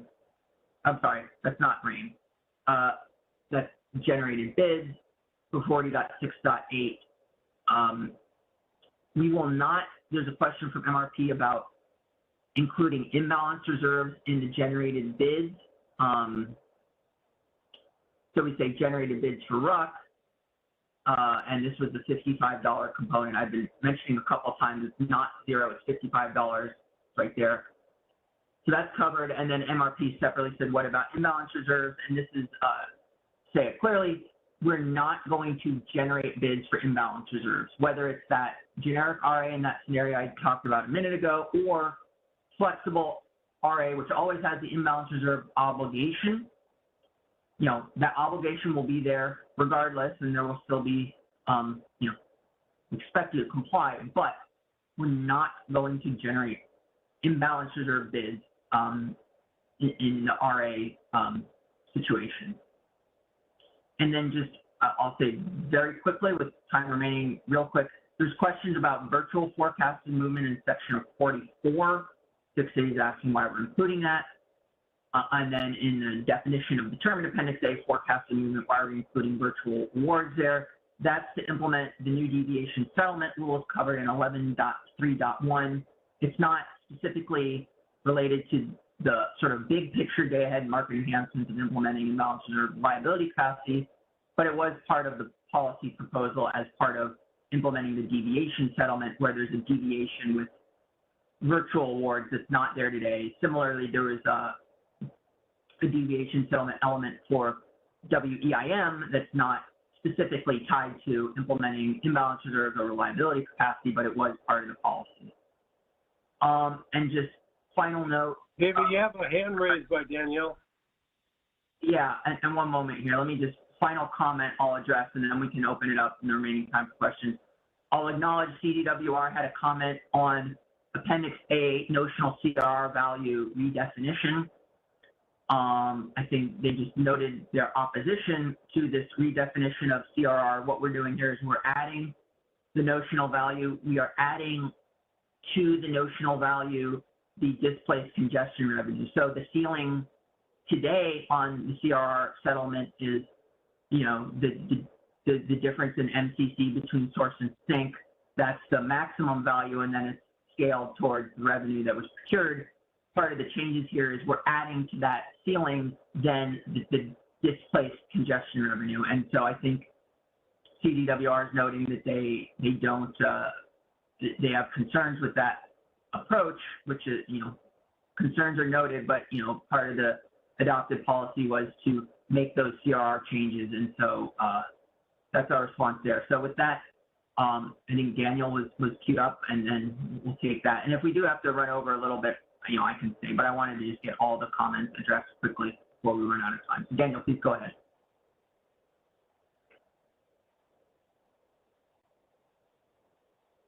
Go ahead, Daniel. Can you guys hear me? Hello? Yep. Yep. Okay. Yeah, the concern is to the fact that through the officer certification form, we are binded to have sound CRR strategy. And our CRR strategy says we have to evaluate congestion rents and we have to evaluate CRR revenues. And with this adding the MCC for IRU and IRD to the complexity of the constraints and stuff, it's even harder. And I mean, I don't know. It's you let the best to the for the last. But anyhow, if you guys responded, it's just one market participant. I guess it has to get some traction on, you know, because prior to the MRT implementation, we have 7 years. We're lucky, and we know in what direction the congestion was going, and we are able to do a strategy and something. But right now, we have just asked ISO to give us a range of the magnitude of IRC and IRU MCC impact on the CRR revenue settlements, because we don't have any idea how much will be. You guys probably have an idea, but we don't.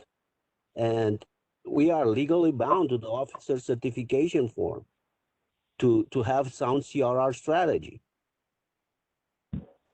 Right. Well, I can tell you, I personally don't have an idea, but I know there, you know, there's going to be market simulation and all that for these products. So I'm hopeful that maybe, you know, as that process unfolds, there'll be more insight to what the likely, you know, patterns of MCC for the imbalance reserves are, you know. Okay. I hope market simulation are great. Now, if market simulations show it's a great impact, then I don't know, we cannot redo the tariff or something like that. It's set on stone. Anyhow, okay, the comments are there. If something happened, you know, it's I'm glad for you guys taking responding to them. Thank you very much. Thank you, Daniel.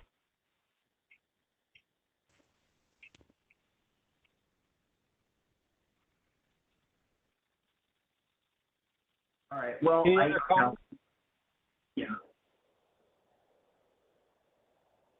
Go ahead. We can take one or two more comments, I think, here before we kind of have to wrap up.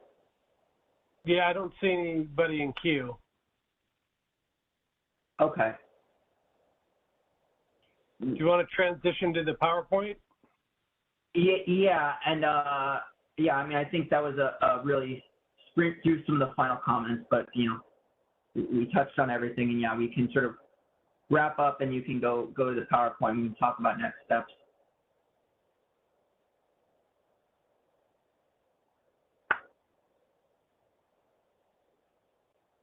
Okay, so for the next steps, we are going to have another a posting on July 6th of the revised draft tariff language, and then we'll follow up with comments due on July 20th, and that will be followed by a call that will be held on July 27th. Again, all these dates are tentative until they're confirmed with a notice in the ISO daily briefing. So with that, that's all we have for today. Any other last comments?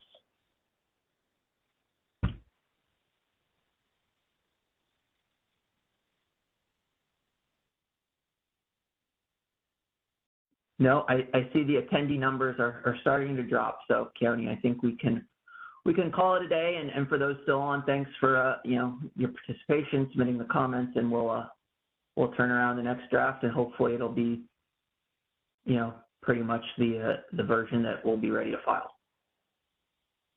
All right. Well, thank you again to everybody for attending today's meeting and for submitting comments. And we further look forward to additional comments if you have any. Have a good day. That concludes today's conference. Thank you for using Event Services. You may now disconnect.